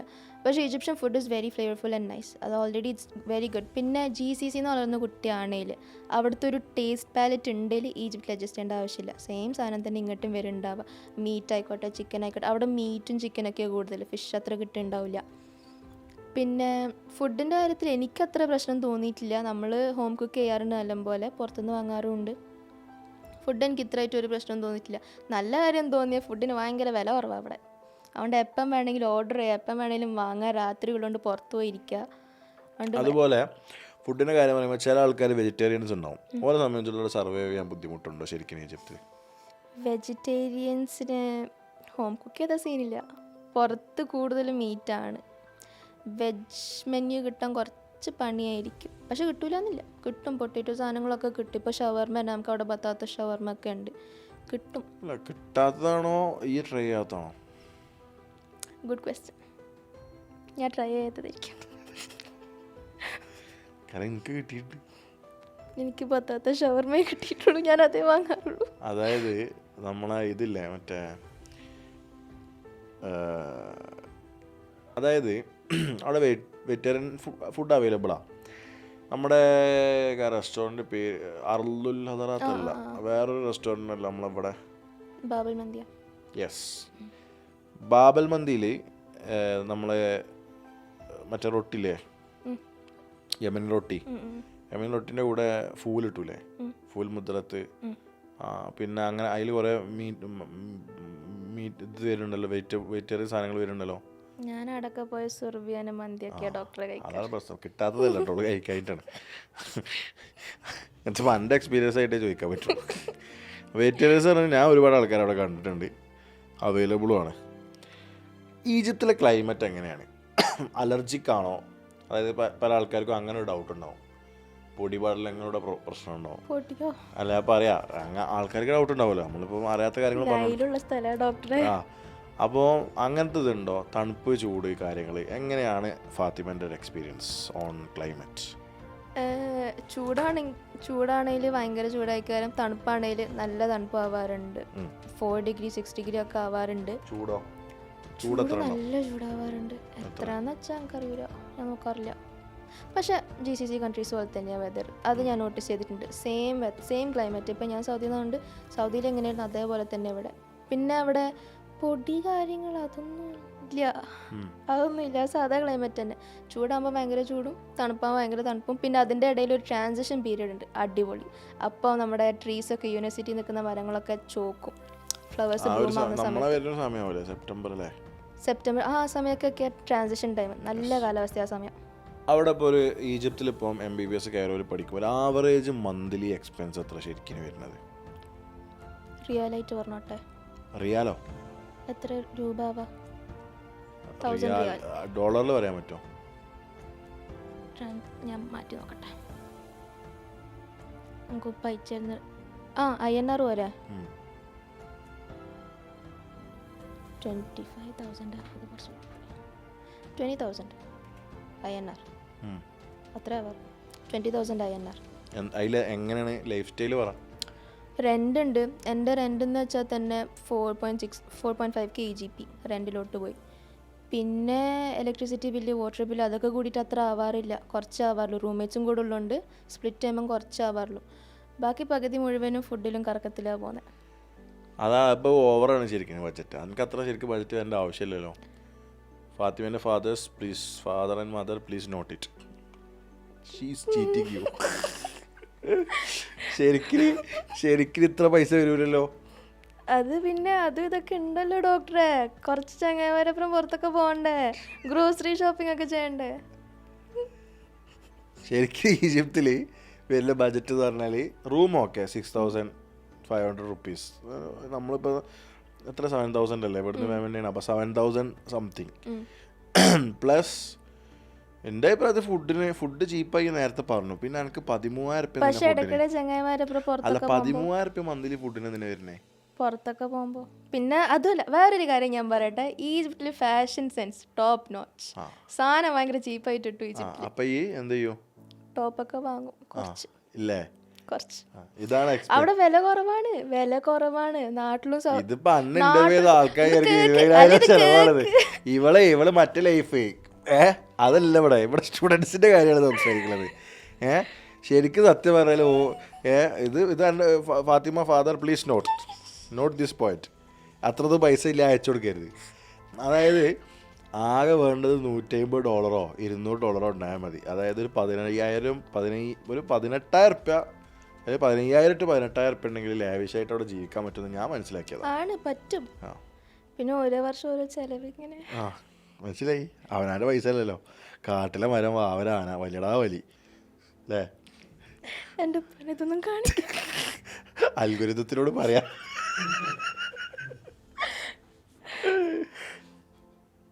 Any tips? അടുത്ത ചോദ്യം എത്തിയിട്ടില്ല. ഇവളോടെ ടിപ്പ് ചോദിക്കണത്. Any tips to students manage their budget manage ചെയ്യാതെ. ഞാൻ പറയുന്നേക്ക് ഞാൻ കുറച്ചിന് അനക്ക് പറയാൻ പറ്റുമോ? കാരണം എന്താ അറിയോ, അനക്ക് ഓവർ സ്പെൻഡ് ആണല്ലോ, അതൊക്കെ കൺട്രോൾ ചെയ്താ പോലെ. അത് പറഞ്ഞു കൊടുക്ക്. പറയാം. ഫുഡ് ഓർഡർ ചെയ്യുന്ന കുറക്കുക, വീട്ടിൽ നിന്ന് ഉണ്ടാക്കുക, ഓർഡർ ചെയ്യുന്ന കുറക്കുക, വെറുതെ യൂണിവേഴ്സിറ്റിയിലൊക്കെ പോകാൻ വേണ്ടി ഊബർ എടുക്കുന്ന കുറക്കുക, നടന്നു പോകണ്ട, അത്രേ ഉള്ളൂ. ഊബർ എടുക്കേണ്ട ആവശ്യമില്ല. അടുത്തത് ഇടയ്ക്കിടെ സ്നാക്സും കാര്യം വാങ്ങണമെന്നില്ല, വീട്ടിലുള്ള ഇന്ന് കഴിച്ചാൽ മതി. അടുത്ത പർച്ചേസിങ് എല്ലാ ആഴ്ചയും ടോപ്പ് വാങ്ങണമെന്നും ഇല്ല, ഉള്ളതിട്ട് പോയാ മതി. പോയി അത്രേ ഉള്ളൂ. എത്ര രൂപ കുറയൂ? അത് പറ. അപ്പൊ എത്ര കുറയൂ? ഒരു 300 റിയാൽ കുറയൂ ഇൻഷാല്ലാ.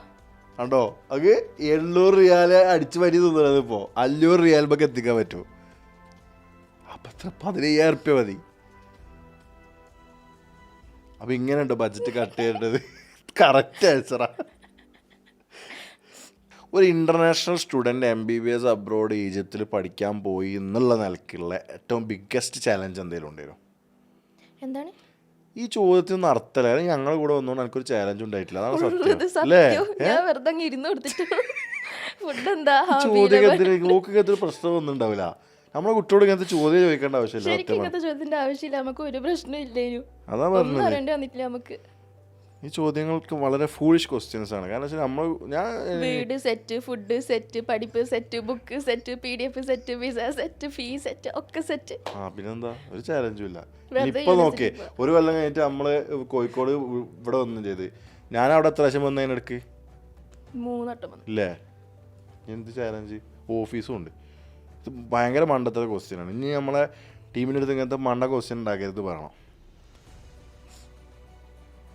അതായത് കൈറോ യൂണിവേഴ്സിറ്റിയിൽ അഡ്മിഷൻ എടുക്കുന്ന കുട്ടിക്ക് എന്ത് സജഷൻസ് ആണ് കൊടുക്കാനുള്ളത്? ഡോക്ടർ എന്താ സജസ്റ്റ് ചെയ്യാ? നല്ലോണം പഠിക്കണം, സ്റ്റാർട്ടിങ് മുതൽ തുടങ്ങണം. അത് പിന്നെ പറയേണ്ട ആവശ്യമുണ്ടോ? നല്ലോണം പഠിക്കണം, സ്റ്റാർട്ടിങ് മുതൽ തുടങ്ങാൻ പറ്റൂര് തുടങ്ങിക്കോളി. സാധാരണ എല്ലാവരും 3 ആഴ്ചക്ക് മുന്നേ തുടങ്ങാറ്. അങ്ങനെ ചെയ്യേണ്ട, തുടക്കത്തിലേ തുടങ്ങിക്കുന്ന കുറച്ച് പരീക്ഷന്റെ 3 ആഴ്ച അങ്ങനെ തുടങ്ങിയാലുള്ള പ്രശ്നം എന്താ പറഞ്ഞോ? സമ്മർ കിട്ടാൻ ചാൻസ് ഉണ്ട്. That is not good. അതുകൊണ്ട് തുടക്കത്തിലേ കുറച്ച് ആകെ കൂടിപ്പോയി 2 മണിക്കൂർ ഡെയിലി പഠിക്കുകയാണെങ്കിൽ കൂടിപ്പോയി 2 മണിക്കൂർ മതി. രാവിലെ ഫജർ സ്കെച്ച് കഴിഞ്ഞാൽ ഒന്ന് പഠിക്കുക, പിന്നെ റെഡി ആയിട്ട് യൂണിവേഴ്സിറ്റി, അത്ര മതി. ഡെയിലി പഠിക്കുകയാണെങ്കിൽ അത്ര മതി. 2 മണിക്കൂർ ഡെയിലി മിനിമം സ്പെൻഡ് ചെയ്യണമെന്നാണ് ഫാത്തിമ പറഞ്ഞിട്ടുള്ളത്. അപ്പോൾ ഈസി ആയിട്ട് പോയിക്കോളും. പക്ഷെ ഡെയിലി ഇറ്റ്സ് അബൌട്ട് ഡെയിലി പഠിക്കുക. It's about consistency. എത്ര പഠിക്കുന്നല്ല, ഡെയിലി പഠിക്കുക. കുറച്ചാണെങ്കിൽ കുറച്ച്, ആ ഡെയിലി ഒന്ന് കുറച്ച് പഠിച്ചെടുത്താൽ ഈസി ആയിട്ട് പോകും. പക്ഷെ അവിടെയാണ് ഡിസിപ്ലിൻ വേണ്ടത്. അവിടെയാണ് കുറേ കുട്ടികൾ ഉഴപ്പാറ്. അപ്പം എന്ത് സംഭവിക്കും? പലതും നോട്ട് ഗുഡ്. അത് സംഭവിക്കണ്ട. ഫസ്റ്റ് ഡേ തൊട്ടേ പഠിക്കാൻ തുടങ്ങിക്കോളി അല്ലേ? ഇത് ഞാൻ എല്ലാവരുടെ ആദ്യം പറയുമ്പോൾ എന്താ വിചാരിക്കുക? അത് പ്രശ്നമില്ല, പിന്നെ നമുക്ക് പിടിച്ചോളാം. നമുക്ക് പരീക്ഷ സമയം വേറെ ആളാണ് എനിക്ക് 95% പ്ലസ് മാർക്ക് ഉണ്ടാവും അപ്പം എന്നൊക്കെ പറഞ്ഞ കുട്ടീനെ ഞാൻ പേര് പറയില്ല, മനസ്സിലായോ? ഞാൻ അതാ പറഞ്ഞത്. നമ്മൾ ബട്ട് അത് നല്ലതാണ് മാനിഫെസ്റ്റ് ചെയ്യണത്, പക്ഷെ നമ്മൾ പഠിക്കണം. പക്ഷെ MBBS എന്ന് വെച്ചാലുണ്ടല്ലോ, പഠിക്കുന്ന സാധനം പാടല്ല. ഇറ്റ്സ് കുറെ പഠിക്കണ്ട എമൗണ്ടാ. ഇംഗ്ലീഷിലൊരു ചൊല്ലുണ്ട്, MBBS is like drinking water of a fire hose. Fire hose നിന്ന് വെള്ളം കുടിക്കുന്ന പോലെയാണ്. സത്യ പഠിക്കുന്ന സാധനം പാടല്ല ഡോക്ടർ, പക്ഷെ കുറെ ഉണ്ടെന്ന് മാത്രം. ഞാൻ മറുപടി പറയണില്ല. കാരണം എന്താ പറയുക, ഞാൻ എല്ലാവരുടെ അടുത്തും ആദ്യം പറയണാണ്, കൊണ്ടുവന്നിട്ട് മക്കളെ പഠിച്ചോ, ഉഴപ്പരുത്, അന്നാന്ന് എടുക്കണം, അന്നാന്ന് പഠിക്കണം, ഞാൻ പറയുമ്പോൾ എൻ്റെ മുഖത്ത് നോക്കിയിട്ട് കുറേ കേട്ടിട്ടുണ്ട് എന്ന് പറഞ്ഞ് നിൽക്കും. ഇപ്പോൾ മനസ്സിലായില്ലേ? പഠിക്കുന്ന ശീലമാക്കി എടുത്താൽ മതി. യെസ്, കാരണം പഠിക്കാനാണല്ലോ പോയത്. വീട്ടിൽ നിന്ന് പൈസ അടിച്ചു മാറ്റുന്നുണ്ട് മാസം. പിന്നെന്താ പഠിച്ചാൽ ടൈം മെഷീൻ അറിയാം. ടൈം മെഷീൻ ഉണ്ടെന്ന് സങ്കല്പിച്ചു. അങ്ങനെയാണെങ്കിൽ ടൈം മെഷീനിൽ കയറിയിട്ട് ഫാത്തിമയ്ക്ക് ബാക്കോട്ട് പോകാൻ പറ്റുകയാണെങ്കിൽ വീണ്ടും കൈറോ യൂണിവേഴ്സിറ്റിനെ ചൂസ് ചെയ്യും. അതുപോലെ ഡോക്ടർ സ്പെർട്ടിനെ ചൂസ് ചെയ്യും. ആണെങ്കിൽ പോയി ഇന്നലെ ഞാൻ ഉമ്മ അടുത്ത് പറഞ്ഞിട്ടുള്ളൂ. ബിക്കോസ് ഉമ്മ ഉസ്ബെക്കിസ്ഥാനെ കഴിച്ച് കുറച്ച് കൺഫ്യൂസ് ചെയ്യും. ഞാൻ ഇന്നലെ പറഞ്ഞിട്ടുള്ളൂ ഉമ്മ ഈജിപ്റ്റ് മേക്ക് സെൻസ് നൗ. ഈജിപ്റ്റാണ് എനിക്ക് പറ്റിയ സ്ഥലം. Because first of all adjustment തീരെ വേണ്ടി വന്നിട്ടില്ല. ഈജിപ്റ്റിൽ പോകേണ്ട സ്ഥലം, ഞാൻ സ്ഥലത്തിന് ഒറ്റ അറിയുന്നു. സ്ഥലം എന്ന് പറഞ്ഞാൽ വൈബ് സ്ഥലം. കോളേജ് ലൈഫ് എന്തായാലും നല്ല പോലെ അവിടെ ജീവിക്കാൻ പറ്റും. അത് ക്യാമ്പസ് ആയിക്കോട്ടെ, സ്ഥലം ആയിക്കോട്ടെ, നൈസായിട്ട് സിനിമയിലൊക്കെ കാണുന്ന പോലെ ജീവിക്കാൻ പറ്റും. പിന്നെ ഏജൻസി ആണെങ്കിൽ എനിക്ക് ഇത്രയായിട്ട് എന്താന്ന് പറഞ്ഞാൽ ഒന്നും അറിയൂല. എല്ലാം ഒരു ചെയ്ത് ഞാൻ ഒരു പറയുന്നത് ചെയ്ത് അത്രേ ഉള്ളൂ. അല്ലാന ഏത് സ്റ്റുഡൻറ്റ് എൻ്റെ അടുത്ത് ചോദിച്ചാലും ഞാൻ ഇതാ പറയാം. എനിക്ക് ഞാൻ എടുത്ത് പറയും ചെയ്യും, ഞാൻ പ്രൊമോട്ടിങ് അല്ല, എനിക്ക് കാശ് ഒന്നും കിട്ടുന്നില്ല, ഞാൻ ഉള്ളത് പറയുന്നു ഞാൻ എപ്പോഴും പറയും. സ്റ്റുഡൻസ് ഒക്കെ ചോദിക്കുമ്പോൾ ഞാൻ പറയണ്ട ഒന്നും കിട്ടുന്നില്ല കൈസ്, എനിക്ക് ആരും എനിക്കൊന്നും തരുന്നില്ല, ഉള്ളതാ ഞാൻ. വേറെ കാര്യമുണ്ട്, അതെനിക്ക് മനസ്സിലായപ്പോഴോ, നമ്മളെ കൂടെ വേറെ 2 കുട്ടികളുണ്ടല്ലോ, വേറെ കൺസൾട്ടൻസി തന്നെ, പേര് പറയണ്ട, നമ്മളെ കൂടെ ഉണ്ടാവില്ലല്ലോ. അവര് പറയുമ്പോൾ അവരെ എക്സ്പീരിയൻസ് നമുക്കത് മനസ്സിലാവും. യെസ്, വേറെ കൺസൾട്ടൻസിന്ന് വന്ന കുട്ടികൾ നമ്മുടെ ഫ്രണ്ടാ, ഓളെപ്പോഴും നമ്മുടെ കൂടെ ഉണ്ടാവാറ്. നമ്മുടെ ഏജൻസിയെ അവരൊരു പ്രാവശ്യം അവിടെ എത്തിയിട്ട് നമ്മുടെ ഞാൻ ടീം മാറട്ടെ, നിങ്ങളെ കൂടുതൽ നിൽക്കാൻ പറ്റില്ല. അവർ നമുക്ക് അങ്ങനെ ടീമൊന്നുമില്ല, ഈ കയറിക്കോ, നമുക്കിപ്പോൾ സ്പെഷ്യൽ ടീമും അസോസിയേഷനും ഒന്നും ഇല്ലല്ലോ. അടുത്ത പ്രാവശ്യം നമുക്ക് അവരെ ഈ പുതിയ ബാച്ച് വരുമ്പോൾ അവരെ നമുക്ക് ട്രിപ്പ് കൂട്ടണം. അവളൊക്കെ ഇപ്പോഴേ പറയുന്നുണ്ട് എന്നെയും കൂട്ടണേ, നമ്മളെ പ്രോഗ്രാമിൽ സെറ്റ് ആക്കും. ഞാൻ എനിക്ക് എന്തെങ്കിലും പറയാനുള്ള സാധനങ്ങൾ തോന്നുന്നുണ്ടോ? പഠിക്കുക, എത്ര കളിച്ചിരിച്ച് നടന്നാലും പഠിക്കുക. കളിച്ചിരിച്ച് കിടക്കാൻ പറ്റിയ എല്ലാ ഫെസിലിറ്റി അവിടെ ഉണ്ട് മാഷാല്ലാ. ക്യാമ്പസിൻ്റെ ഉള്ളിലായിക്കോട്ടെ പുറത്തായിക്കോട്ടെ എല്ലാം വെച്ചിട്ടുണ്ട്. ജസ്റ്റ് ഒന്ന് പഠിക്കുക, അത്രേ ഉള്ളൂ. അവിടുത്തെ ലൈഫ് വെച്ച് ഡിസ്ട്രാക്റ്റഡ് ആവണ്ട. ഇനി ഡോക്ടർ എക്സ്പെർട്ട് എഡ്യൂലിങ്സ് ഈ സെപ്റ്റംബർ ഇൻടേക്കിൽ എന്തൊക്കെ ചെയ്യണം പുതിയതായിട്ട് എന്നാണ് ഫാത്തിമക്ക് ഒരു ഒരു സജഷൻസ് തരാനുണ്ടെങ്കിൽ, ഇനിയിപ്പോൾ നമുക്ക് ഇങ്ങനെയും കൂടിയൊക്കെ ചെയ്ത് കഴിഞ്ഞാൽ കുറച്ചുകൂടെ സെറ്റ് ആവും എന്നുള്ളൊരു അഡ്വൈസ് തരാനുണ്ടെങ്കിൽ എന്താ ഉള്ളത് ശരിക്കും? ഞാൻ പറയാൻ പോയത് ഓഫീസ് ഉണ്ടെങ്കിൽ നന്നായിരിക്കുന്നതിന്, പക്ഷെ നമുക്കിപ്പോൾ ഓഫീസ് ഓൾറെഡി ഉണ്ട്. പിന്നെ ഒന്നുമില്ല, എല്ലാം നിങ്ങൾ സ്മൂത്തായിട്ടാണ് ചെയ്ത് ഇപ്രാവശ്യം ശരിക്കും. എനിക്ക് കുറേ കൂടി പ്ലാനുകളുണ്ട് ഇപ്രാവശ്യം. എന്താണ്? അത് ഞാൻ പറയൂല, നമുക്ക് കണ്ടക്ട് ചെയ്യാൻ മനസ്സിലാവും. പിന്നെ ചില സ്റ്റുഡൻസിന് ചിലപ്പം ട്യൂഷന് വല്ല ആവശ്യമുണ്ട്, അത് നമുക്കൊന്ന് സെറ്റ് ചെയ്യേണ്ട ഒരു പ്ലാനാണ്. അത് യൂസ്ഫുൾ ഞാൻ പ്ലാൻ ചെയ്തിട്ടുണ്ട്. പിന്നെ എനിക്ക് വേറെ കുറച്ച് പ്ലാനുകളുണ്ട്, പാക്കലാം. സെപ്റ്റംബറിൽ കാണാം. ഈ സെപ്റ്റംബർ 20 ഇയാളെ ഉണ്ടാവില്ലേ നമ്മൾ? ഇനി പ്രാവശ്യം മറ്റേ നൈൽ ട്രിപ്പൊക്കെ നടത്തേണ്ട നിങ്ങളാട്ടോ, പുതിയ കുട്ടിക്ക്. സീനിയേഴ്സ് ആയല്ലേ? ഇത്ര പെട്ടെന്ന് ഒരു വർഷം തീർത്ത്, ഇത്ര പെട്ടെന്ന് തീർത്ത്. ഇന്നലെ എങ്ങനെ എനിക്ക് തോന്നുന്നു, ഞാനല്ല വീഡിയോസൊക്കെ നോക്കിയേനു. ജോർജിയത്തെ യൂണിവേഴ്സിറ്റി, ഉസ്ബെക്കത്തെ യൂണിവേഴ്സിറ്റി, എന്നിട്ട് അങ്ങനെ ഫസ്റ്റ് ഇയർ തീർന്നു മാഷാല്ലാ.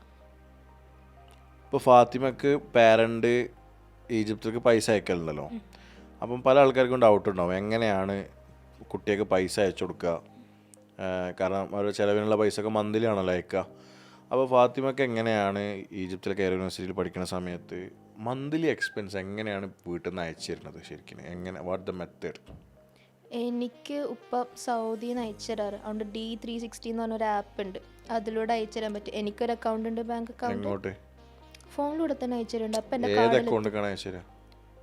എൻ്റെ സൗദിയിലത്തെ അക്കൗണ്ട് ഉണ്ട്, അത് ഉപ്പാൻ്റെ അക്കൗണ്ട് എൻ്റെലോട്ട് അയച്ചു തരും. അപ്പം അതെനിക്ക് എൻ്റെ മീസ കാർഡിൽ അയച്ചു കൊടുത്താൽ മതി. അവിടെ മീസ കാർഡ് ഉണ്ട്, അത് നമുക്ക് കിട്ടിയതിൽ മീസ കാർഡിലോട്ട് ഞാൻ ഇട്ട് കൊടുത്താൽ മതി. അപ്പോൾ എനിക്ക് ഫ്രീ ആയിട്ട് യൂസ് ചെയ്യാം. അതെനിക്ക് ആകെ കൂടിപ്പോയി 2 മണിക്കൂറൊക്കെ എടുക്കുള്ളൂ കാശ് കിട്ടാൻ വേണ്ടി. പിന്നെ നാട്ടിലത്തെ കുട്ടികളാണെങ്കിൽ GPay ടു ഇൻസ്റ്റപേ വഴി, അതെങ്ങനെയാണെന്ന് എനിക്ക് ശരിക്കും അറിയൂല. പക്ഷേ GPayയിലൂടെ അയച്ചു കൊടുക്കുക, പിന്നെ GPayന്ന് ഇൻസ്റ്റപേയിലോട്ട് അയച്ചു കൊടുക്കുക. അവിടെ ഇൻസ്റ്റപേ ആണ് നമ്മൾ യൂസ് ചെയ്യാറ്, അങ്ങനെ അയച്ചു കൊടുക്കാറ് സ്റ്റുഡൻസിന്. അത് ഡിഫിക്കൽട്ട് സംഗതിയല്ല.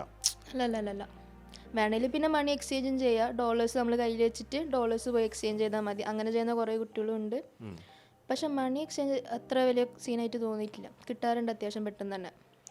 മൈ നെക്സ്റ്റ് ക്വസ്റ്റ്യൻ, ഇപ്പോൾ MBBS കൈറോ യൂണിവേഴ്സിറ്റിയിൽ നിന്ന് ഗ്രാജുവേറ്റ് ചെയ്ത് കഴിഞ്ഞാൽ അവിടെ PG എടുക്കാൻ ഓപ്ഷൻ കിട്ടുകയാണെങ്കിൽ ഫാത്തിമ അതാണോ ചെയ്യുക? എന്തായിരിക്കും പ്ലാൻ ഉണ്ടാവുക? അല്ല അങ്ങനെ ഒരു ഓപ്ഷൻ കിട്ടിയാൽ എന്താ ചെയ്യുക? അവിടെ PG എടുക്കുമോ? അല്ലെങ്കിൽ എന്തായിരിക്കും നെക്സ്റ്റ് പ്ലാൻ ആഫ്റ്റർ ഗ്രാജുവേഷൻ? ഞാനും ഇതിനെപ്പറ്റി കൺഫ്യൂസ്ഡ് ചെയ്യുന്നു. അപ്പോൾ ഇതിനെപ്പറ്റി ഞാൻ ഡോക്ടറിൻ്റെ അടുത്ത് ചോദിച്ചിട്ടുണ്ടായിരുന്നു. ഡോക്ടറും പിന്നെ അവിടുത്തെ ആൾക്കാർ, അവിടുത്തെ സീനിയേഴ്സ്, അവിടുത്തെ PG സ്റ്റുഡൻസ് ഒക്കെ അവിടെ ഉണ്ട്. PG സ്റ്റുഡൻസ് ഇന്ത്യൻസ് തന്നെ ഉണ്ട്. അവരൊക്കെ പറഞ്ഞു ഈജിപ്തിൽ നിന്ന് തന്നെ ആയിരിക്കും ചെയ്യുന്നത് നല്ലത്. അവിടുത്തെ എന്തോ ക്ലിനിക്കൽ എക്സ്പോജറൊക്കെ ഭയങ്കര നല്ലപോലെ ഉണ്ടെന്ന് പറഞ്ഞിട്ടും പിന്നെ അവിടുത്തെ ഡിഗ്രിക്ക് ബേസിക്കലി വാലിഡിറ്റി ഭയങ്കര കൂടുതൽ, എസ്പെഷ്യലി GCC കൺട്രീസിൽ. അപ്പം ഇവിടുന്ന് തന്നെ അവർ ബേസിക്കലി പറയുന്നത് ഇവിടുന്ന് എല്ലാം പൊക്കിയിട്ട് കളി മൊത്തം GCCയിൽ കൊണ്ടുപോയി കളിച്ചോ, ഇവിടുന്ന് എല്ലാം പൊക്കിക്കോ, ഈജിപ്തിൽ നിന്ന് എല്ലാം എടുത്തോ, എന്നിട്ട് അതിനെക്കൊണ്ട് GCC കൊണ്ടുപോയി കളിച്ചോ, നല്ലപോലെ കളിക്കുകയാണ്. അതവർ സാധാരണ പറയാറ്. അപ്പോൾ ഇൻഷാല്ല ഈജിപ്തിൽ തന്നെ അയക്കാറ് PG. നിങ്ങൾക്ക് 25% സ്കോളർഷിപ്പ് കിട്ടും. ആ അതുണ്ട്. ഈജിപ്തിൽ കയറി യൂണിവേഴ്സിറ്റിയിൽ പഠിക്കുന്ന കുട്ടിയൊക്കെ അല്ലെങ്കിൽ ഈജിപ്തിൽ MBBS പഠിച്ച കുട്ടിയൊക്കെ ഈജിപ്തിൽ തന്നെ PG എടുക്കുകയാണെങ്കിൽ 25% സ്കോളർഷിപ്പ് കിട്ടും. That's good.